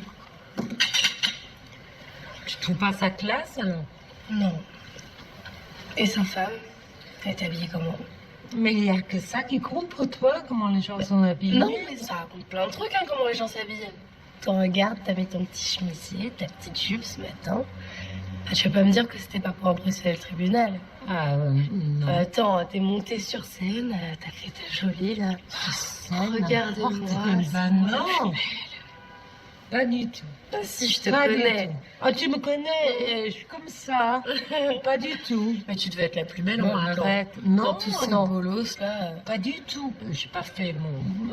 Hein? T'as dû en faire chier plus d'un. Bon, t'arrêtes maintenant, hein, s'il te plaît. C'est pas de ma faute si ma mère est belle. Hein. Non, c'est vrai. C'est pas de ta faute. Et alors? Tu vas me dire comment elle est habillée? S'il te plaît. Ben, j'ai pas fait attention. Elle est restée assise dans son box toute la journée, la tête penchée en avant, cachée derrière ses cheveux, je voyais même pas ses yeux. Et il y avait un moment où elle s'est levée pour témoigner. Tu sais, j'ai pas le droit de te parler du procès. Ça va, je te Non, montre c'est juste vrai. comment elle est C'est habillée. vrai. On s'en fout. Juste en détail. Alors, elle était, je sais pas, j'ai pas fait attention, un peu comme toi, un peu pyjama. Tu sais, j'essayais vraiment de voir ses yeux, de voir son visage, et elle avait en permanence le regard de son ex posé sur elle. L'accusée? Oui.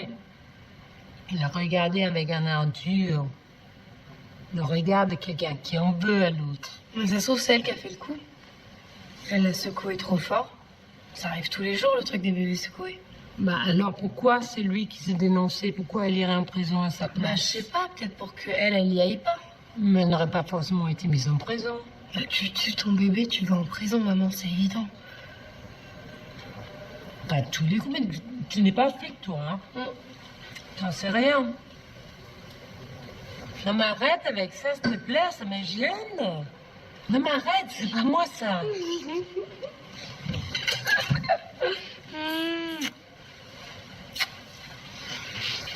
Non, non, tu me chatouilles pas.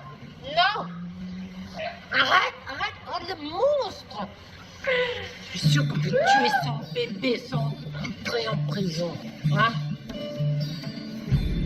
Can you still feel it on your tongue? The taste of life that'll always keep us young. We are like the fruit amongst the trees, growing with that same old summer breeze.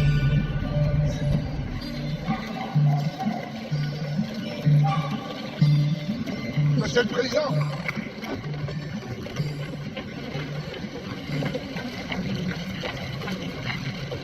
vous allez mieux qu'hier, hein, Monsieur le Président? Ouais, ça va et vous? Je vous dirai ça quand on sera arrivé au palais.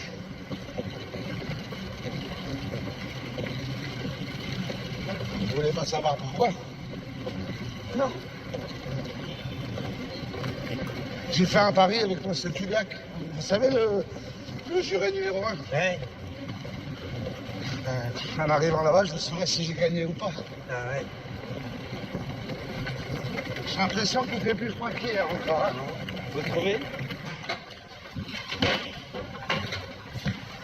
Bonjour Pauline. Bonjour, Monsieur le Président. Ça vous dérange pas si j'utilise encore votre frigo? Mais non, pas du tout. C'est quoi cette bouteille de champagne? Ça? C'est les jurés qui m'ont apporté, ils veulent la boire demain. Ah oui, en quel honneur. Bah, ils ont fait un bail. Vous avez remarqué que le juré numéro 2, le jeune qui dit jamais rien, Oui. vous avez remarqué qu'il portait des Rangers? Non? Non. Et bah, vu les circonstances, ça la fout un peu mal. Alors, monsieur Kubiak a parié qu'aujourd'hui, il viendrait encore en Rangers, et monsieur Orvieto qui viendrait sans. Il y a un peu de niveau.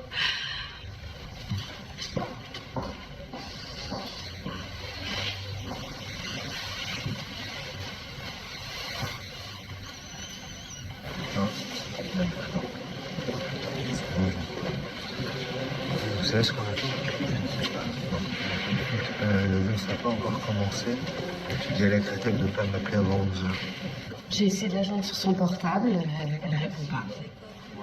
Qu'est-ce qu'on fait? On attend? Non, c'est embêtant.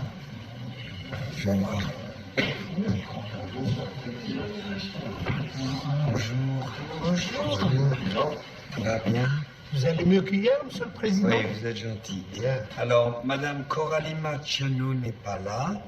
Et comme vous êtes la première jurée supplémentaire, vous allez en début d'audience, je vais vous demander de vous lever et d'aller la remplacer. Tout va bien? Vous n'avez pas de questions? Non, pas de questions. Bon, on y va? Donc, je vous explique. Vous vous asseyez à votre place habituelle et au moment où on vous appelle, vous faites le tour et vous vous mettez à la place de Coralie.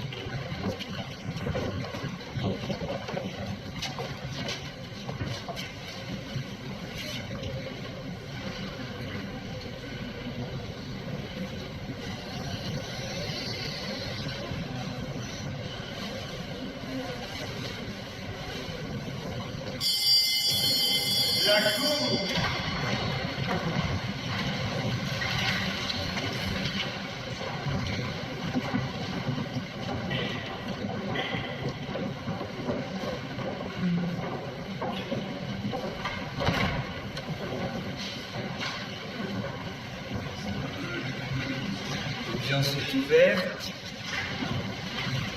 Avant que nous entendions les témoins, nous allons procéder ce matin au remplacement d'un juré empêché par le premier juré supplémentaire.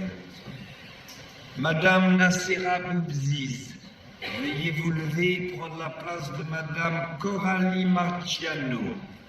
Monsieur l'huissier, faites entrer le premier témoin.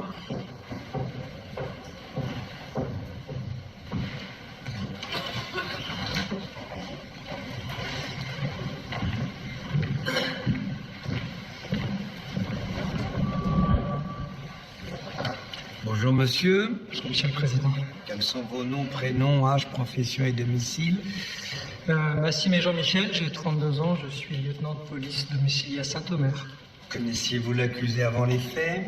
Non, monsieur le président. Êtes-vous parent, allié ou attaché au service de celui-ci ou de la partie civile? Non, monsieur le président. Vous jurez de parler sans haine et sans crainte, de dire toute la vérité, rien que la vérité? Dites que je le jure.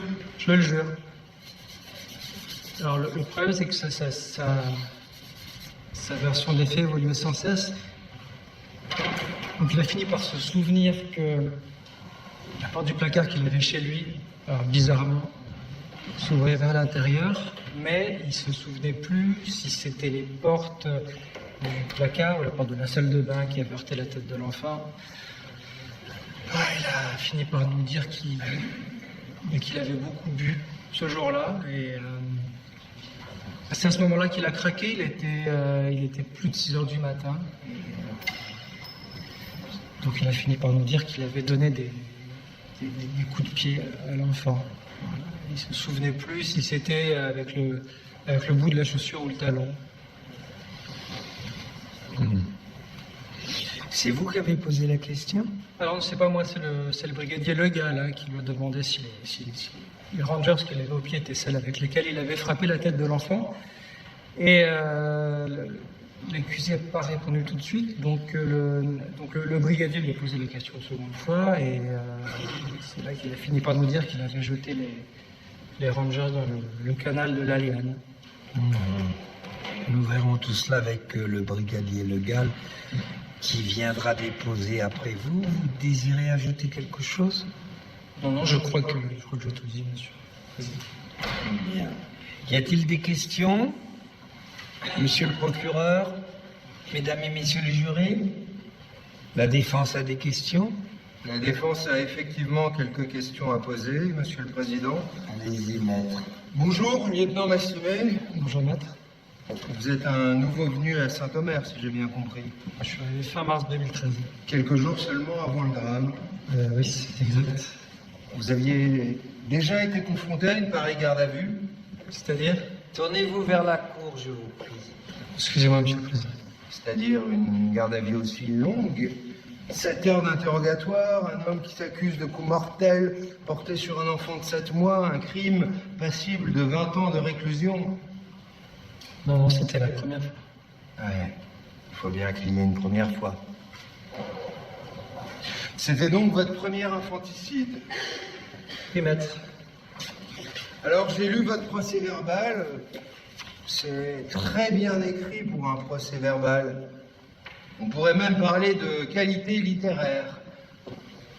Seulement, ce ne sont pas les mots de l'accusé, et ça, voyez-vous, ça me gêne terriblement. Quand je lis le procès verbal, ce n'est pas mon client que j'entends. C'est vous que j'entends. Un exemple parmi des dizaines d'autres. À la cote D327, vous écrivez la chose suivante. Je réalise aussitôt que le choc causé par l'ouverture de la porte ne peut s'être produit dans le placard pour la raison que la porte s'ouvre vers l'extérieur et non pas vers l'intérieur. J'en déduis donc que le choc mortel s'est produit dans la salle de bain, la confusion dans laquelle je me trouve alors m'ayant fait confondre les deux. J'en déduis donc. Mais qui déduit cela? C'est vous, lieutenant Massimé, ou c'est mon client? Ah non, c'est l'accusé. Et pourtant, ce ne sont pas ces mots. J'essaie de traduire au mieux. Mais personne ne vous demande de traduire. Traduire, c'est trahir. On ne fait pas dire n'importe quoi à n'importe qui. Autre exemple. Cote D432. Je reconnais alors que dans la confusion où j'étais, il se peut que j'ai pu, vous noterez au passage l'emploi du passé du subjonctif, dont mon client est un fervent pratiquant, il se peut que j'ai pu donner 1 ou 2 coups de pied. Moi, il se peut que ce que vous me donniez, Monsieur Massimé, c'est froid dans le dos. Il se peut. C'est énorme, ce « il se peut ». On fait tout dire à un homme avec des « il se peut ». On lui fait tout avouer. On le fait s'accuser de tous les crimes. Il se peut aussi, Monsieur Massimé, que vous ayez mal entendu. Il se peut aussi qu'à bout de nerfs, qu'à bout de désespoir, parce qu'il venait de perdre l'enfant qu'il chérissait, une petite fille de 7 mois, cet homme, qui est aujourd'hui dans le box des accusés, et finit par dire ce que vous aviez envie d'entendre.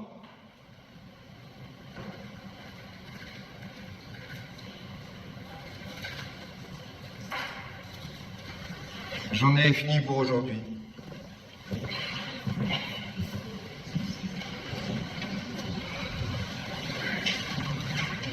Merci, maître. Quelqu'un d'autre souhaite poser une question?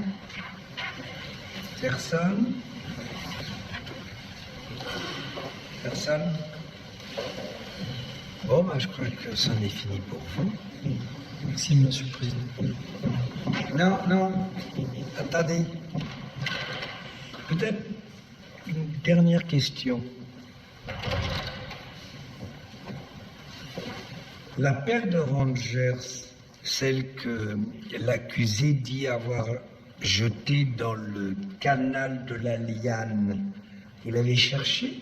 Oui, bien sûr, Monsieur le Président, on a cherché, on a sondé une grande partie du canal, mais on n'a rien retrouvé. Vous n'avez rien retrouvé, j'imagine. Mais tout à l'heure, vous avez dit que les Rangers que l'accusé portait quand il est venu déposer au commissariat n'étaient pas celles avec lesquelles il a porté les coups.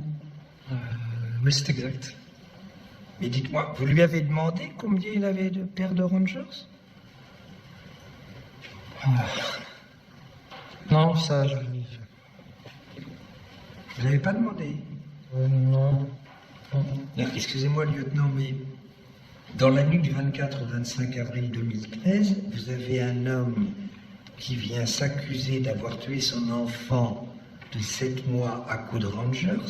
Cet homme porte aux pieds des Rangers et vous ne cherchez même pas à savoir si ce sont ces chaussures qui ont porté les coups mortels.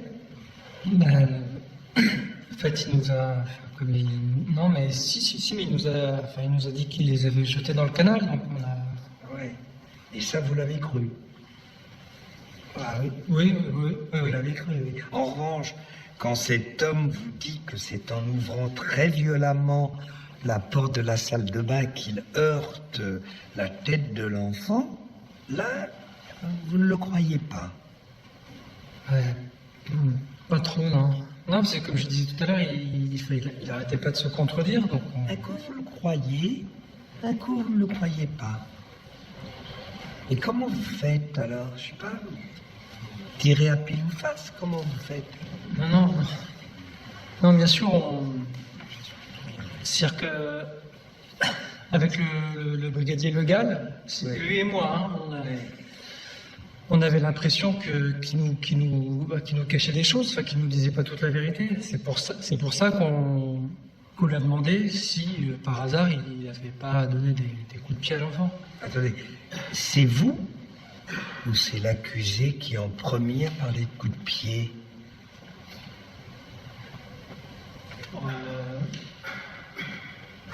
Ça, je sais plus exactement.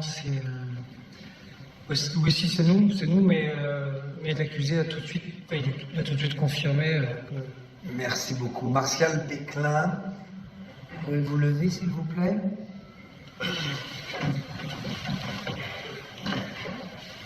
Merci. Combien possédez-vous de paires de Rangers? Une seule. Cette paire de Rangers est celle qu'on vous a confisquée à votre arrivée au centre de détention et qui figure sur le bordereau de dépôt du greffe. Oui, c'est ça. C'est ça. Mais alors pourquoi avoir déclaré que vous vous étiez débarrassé de cette paire de Rangers dans le canal de la Liane? J'attends votre réponse.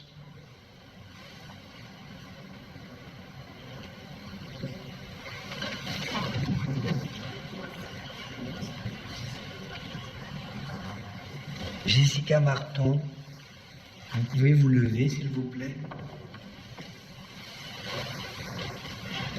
Merci. Ma question sera simple. Votre compagnon prétend n'avoir jamais eu qu'une paire de Rangers. Est-ce que c'est vrai ou est-ce que c'est faux?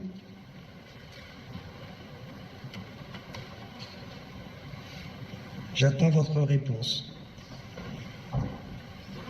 Est-ce que c'est vrai ou est-ce que c'est faux?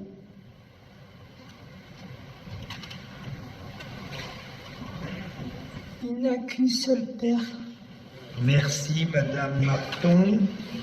L'audience est suspendue, elle reprendra dans 20 minutes.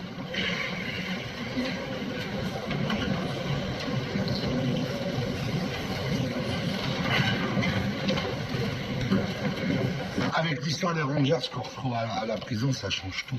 Pourquoi ça change tout? Non, ça change rien. non, ça prouve pas que c'est pas lui qui a donné les coups de pied. Bah non. Pourquoi il aurait été les foutre dans le canal? Franchement, c'est quoi ce délire d'histoire de Rangers dans le canal, quoi? Enfin, mettez-vous une seconde à sa place. Par ton hypothèse, c'est bien lui qui a donné les coups de pied. Mais qu'est-ce que vous en savez? J'en sais rien, mais c'est l'hypothèse. Et puis après, je ferai l'hypothèse inverse. Bon. Non, c'est lui qui a donné les coups de pied. Le policier voit qu'il a les Rangers aux pierres. C'est normal qu'il lui demande si c'est pas avec ces chaussures-là qu'il a tué la gamine. Alors, je sais pas, moi, il y a peut-être des traces de sang ou des cheveux, je sais pas, moi. Alors, lui il dit que c'est avec une autre paire de chaussures. Mais justement, c'est pas logique. Pourquoi le mec il vient et dit c'est moi qui l'ai buté et qu'après il va raconter qu'il y a une autre paire de chaussures, franchement? Ça, c'est pas logique. C'est logique, c'est pas logique. pas logique. C'est peut-être pas logique. Ah bah non. Si ça se trouve, c'est parce qu'il y avait une seule paire de Rangers qui a inventé la deuxième. Pourquoi? Pour pas qu'on lui pique la première. Attends, parce qu'il y a rire et rire, hein. Je te signale qu'il y a une fille. Je m'excuse, là, une gamine qui est morte, quand même. Vous avez tous un petit peu raison, mais fondamentalement, cette histoire de paire de Rangers qu'on retrouve au greffe de la maison d'arrêt, ça change quoi? Ça change rien. Ça constitue pas une preuve d'innocence ni une preuve de culpabilité. On vient juste de vivre ce qu'on appelle un coup de théâtre. C'est Racine, il adore ça, les coups de théâtre. Suspendre l'audience quand on s'y attend pas, bousculer les débats, retourner la situation. En général, il fait plutôt ça au détriment de la défense. Là, c'est au détriment de l'accusation. Ah ouais, parce que la justice, c'est du théâtre. Bref, ouais, c'est ça. Bon, en fait, tout ce qu'on peut dire, c'est qu'on ne sait pas grand-chose. Hein. À part qu'il a menti à propos des Rangers, pour le reste, ça repose sur les déclarations de chacun. C'est tout. Peut-être même qu'il nous cache la vérité depuis le début. C'est-à-dire qu'avec sa compagne, ils se sont entendus sur un scénario. Et il se trouve qu'il n'était même pas chez lui quand sa petite fille est morte. Oui, mais avec des si, on ne peut pas avancer. On ne peut pas savoir. Moi, je suis sorcière. Pourquoi? Et qu'est-ce qui vous permet de penser ça? Pas la drôle d'air, je trouve. C'est vrai qu'elle est bizarre, cette femme. Ah, c'est pas vrai? Elle est bizarre. Non, mais elle a perdu sa gosse. Elle a perdu son enfant. Elle est bourrée de médicaments, en fait. Elle est bourrée de médicaments. Et pourquoi il serait à l'aise de dénoncer à sa place? Eh ben, parce que il veut pas qu'elle aille en prison. Il veut pas qu'il soit accusé. Ouais, c'est pour la protéger. Ouais, pour pas qu'elle accouche en tôle. Il veut pas. Elle était enceinte. Ben oui, elle est enceinte. Il veut pas qu'elle accouche en prison. Le docteur, il a demandé l'autre fois. Elle est enceinte. Il a peut-être pas envie qu'elle se retrouve avec son deuxième gosse en prison et qu'elle le bute aussi. L'autre, elle est dans une cellule et voilà. Peut-être elle va buter le deuxième. Donc il veut pas et il se dénonce à sa place, puis après ça tourne mal. Il y a quelque chose qui ne va pas. Discuter longuement, se poser des questions. Ah ben heureusement que vous vous posez des questions. Qui s'en poserait pas? Bon, je voudrais vous dire deux choses avant que l'audience ne reprenne. La première, c'est que le procès n'est pas terminé. On vient de vivre un moment important, mais pas déterminant. Le moment déterminant, c'est demain après-midi quand nous nous retirerons pour délibérer. La deuxième chose, c'est que on saura peut-être jamais la vérité.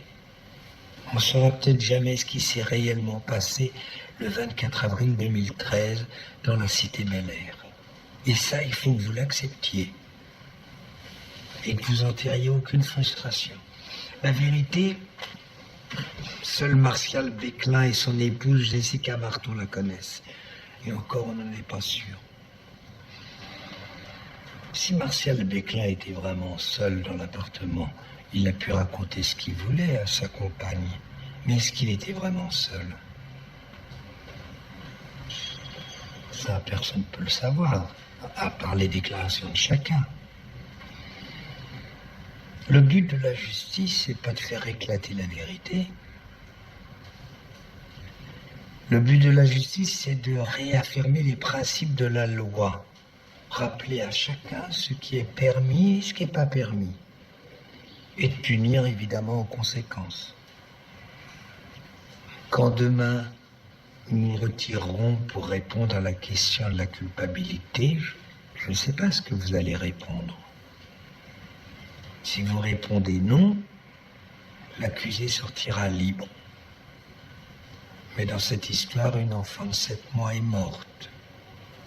Alors sachez que le parquet fera appel et que dans 1 an ou 2, un autre procès sera conduit. C'est peut-être ce qu'il faut espérer. Et d'ici là, peut-être que la vérité éclatera. Ou peut-être pas. On y va ?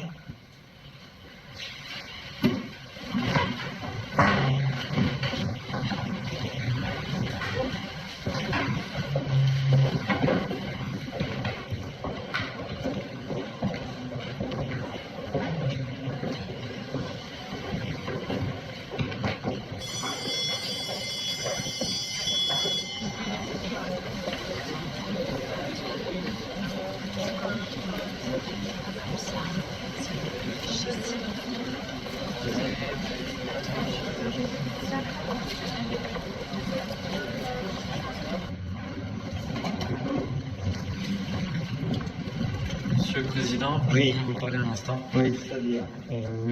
Comme beaucoup ce matin, j'ai été troublé par ce que j'ai entendu.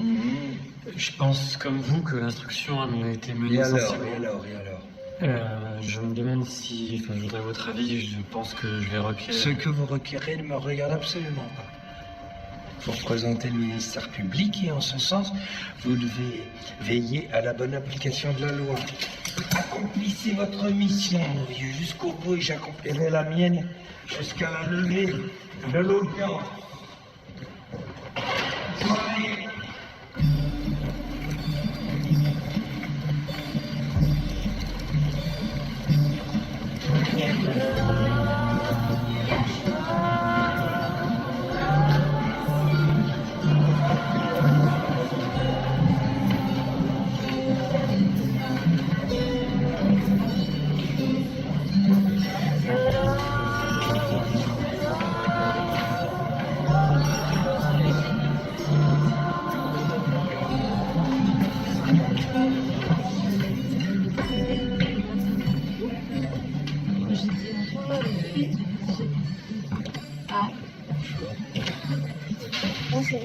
Anne, ma fille, Michel Racine, le président du truc de la cour d'assises. Marcel. Voilà, Anne m'a fait la surprise de dérange venir pas assister. Non, non, non, de venir assister au procès Ah oui. aujourd'hui. Tu dis toujours que t'adores les surprises. Ouais, mais ce que j'aime pas, c'est que tu sais faire le cours. C'est pas les cours, c'est gym. Bah, c'est quand même un cours. Mais Non, on apprend à danser la salsa.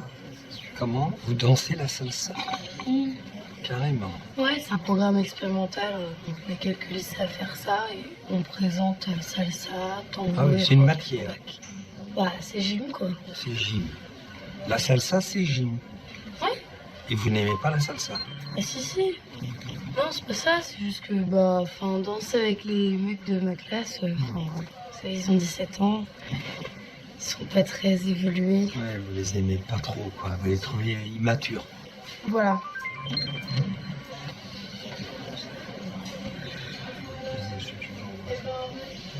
Excuse-moi. C'est juste une copine qui veut savoir où je suis. C'est l'époque, hein, ça. Mmh. Alors comme ça vous intéressait d'assister à un procès? Bah non.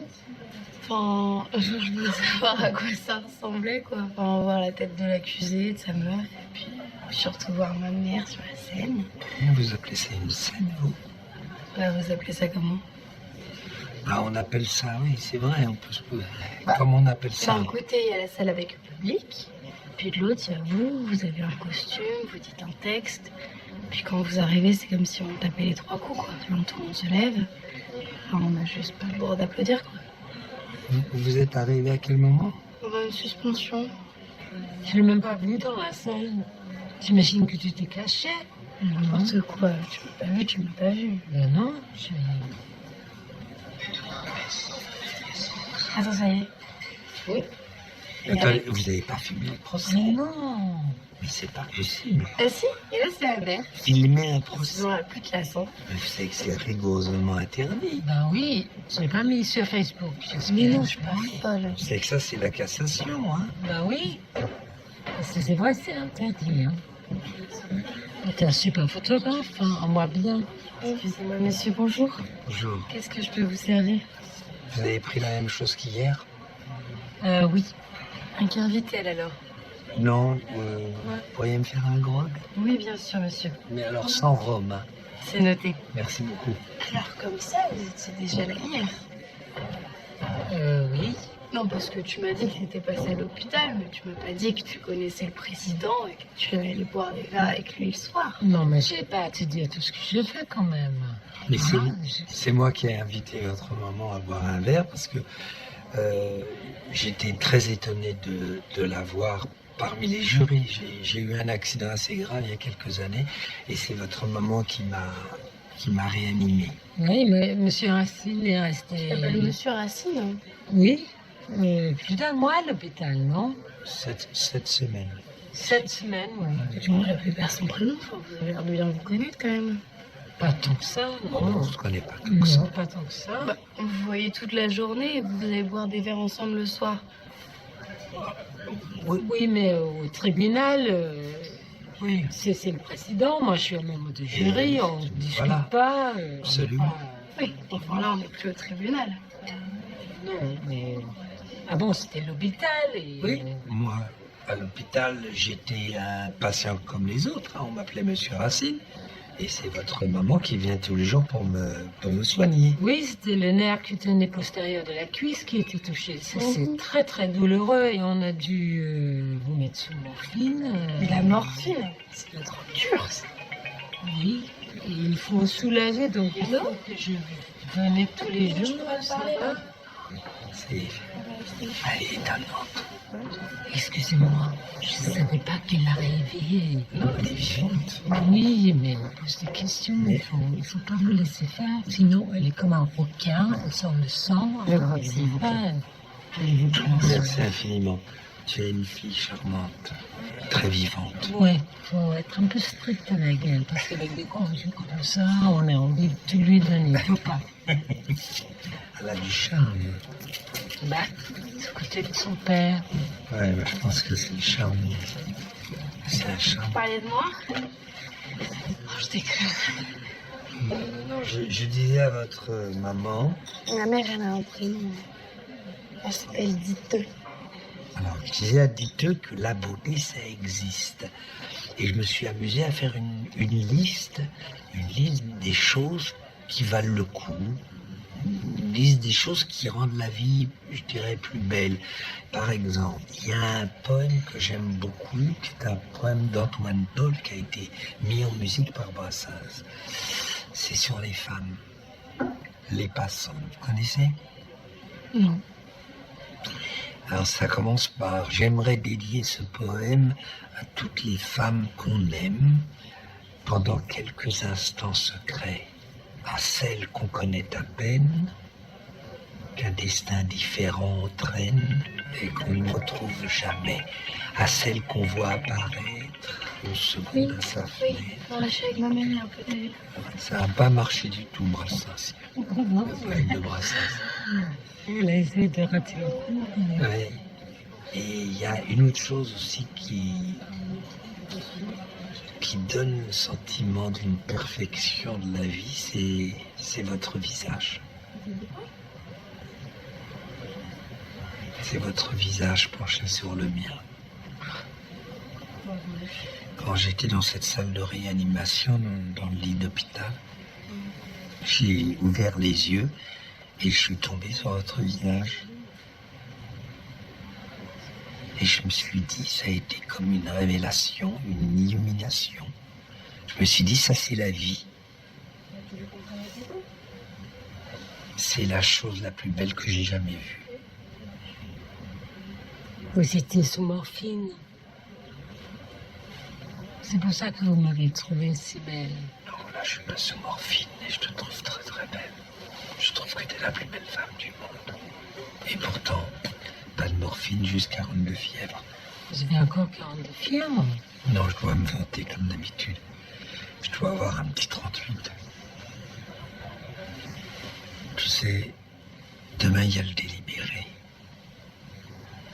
Vendredi s'ouvre un nouveau procès. Tu seras peut-être récusé en tant que juré. Et moi j'aimerais que tu assistes à ce procès. J'ai besoin de te sentir dans la salle. J'ai besoin de sentir ton regard sur moi. J'en aurais besoin.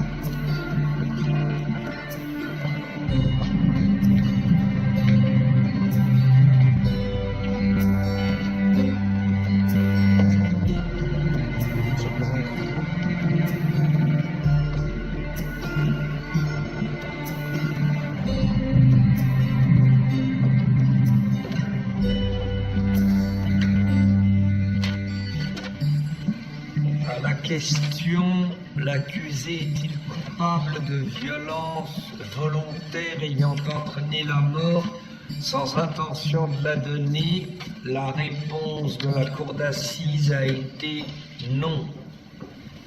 En conséquence, la cour prononce l'acquittement de Martial Béclin et ordonne sa remise en liberté immédiate.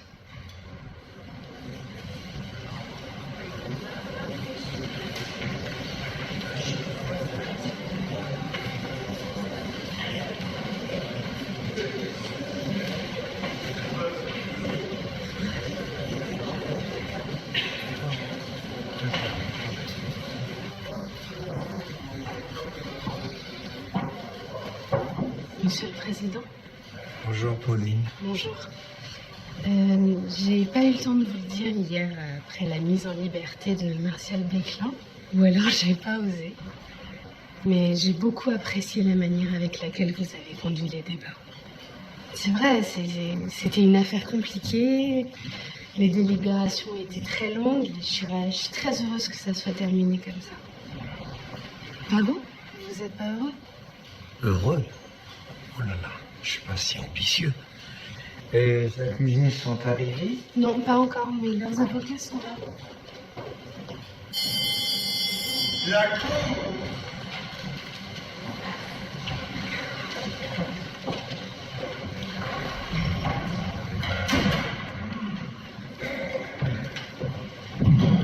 L'audience est ouverte, vous pouvez vous rasseoir. Messieurs les policiers, faites entrer les accusés.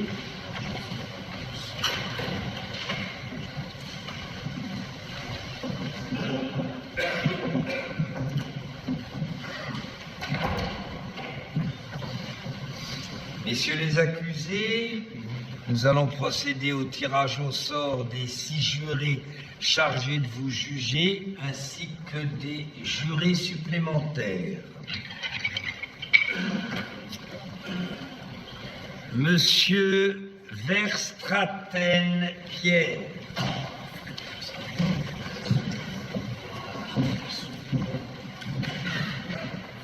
Mademoiselle Marciano Coralli.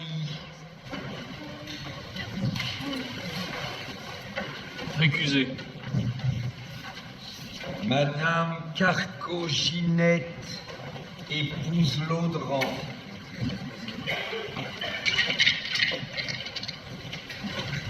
Madame Boubziz Nassera, épouse Bitane.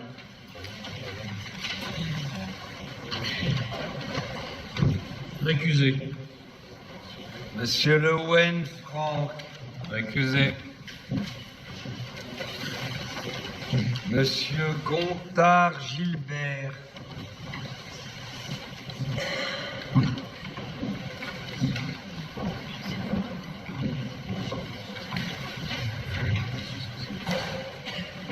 Les jurés qui n'ont pas été tirés au sort sont libres jusqu'à vendredi, date de la prochaine affaire.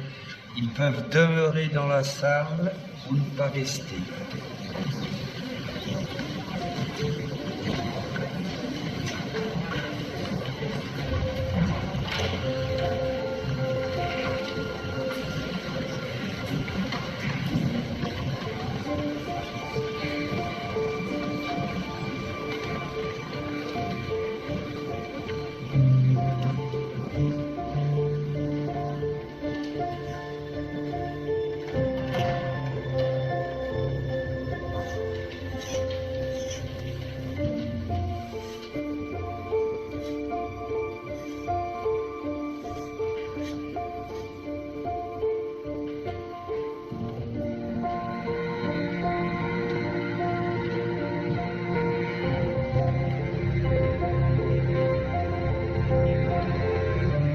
D'aller prêter. Vous jurez, promettez d'examiner avec l'attention la plus scrupuleuse les charges qui seront portées contre messieurs Lalouis, Camara et Jelinski, de n'écouter ni la haine, ni la méchanceté, ni la crainte ou l'affection, de vous rappeler que les accusés sont présumés innocents et que le doute doit leur profiter, de vous décider d'après les charges et les moyens de défense selon votre conscience et votre intime conviction, avec l'impartialité et la probité, la fermeté qui conviennent à un homme probe et libre, et de conserver le secret des délibérations, même après la cessation de vos fonctions. When life was in the air,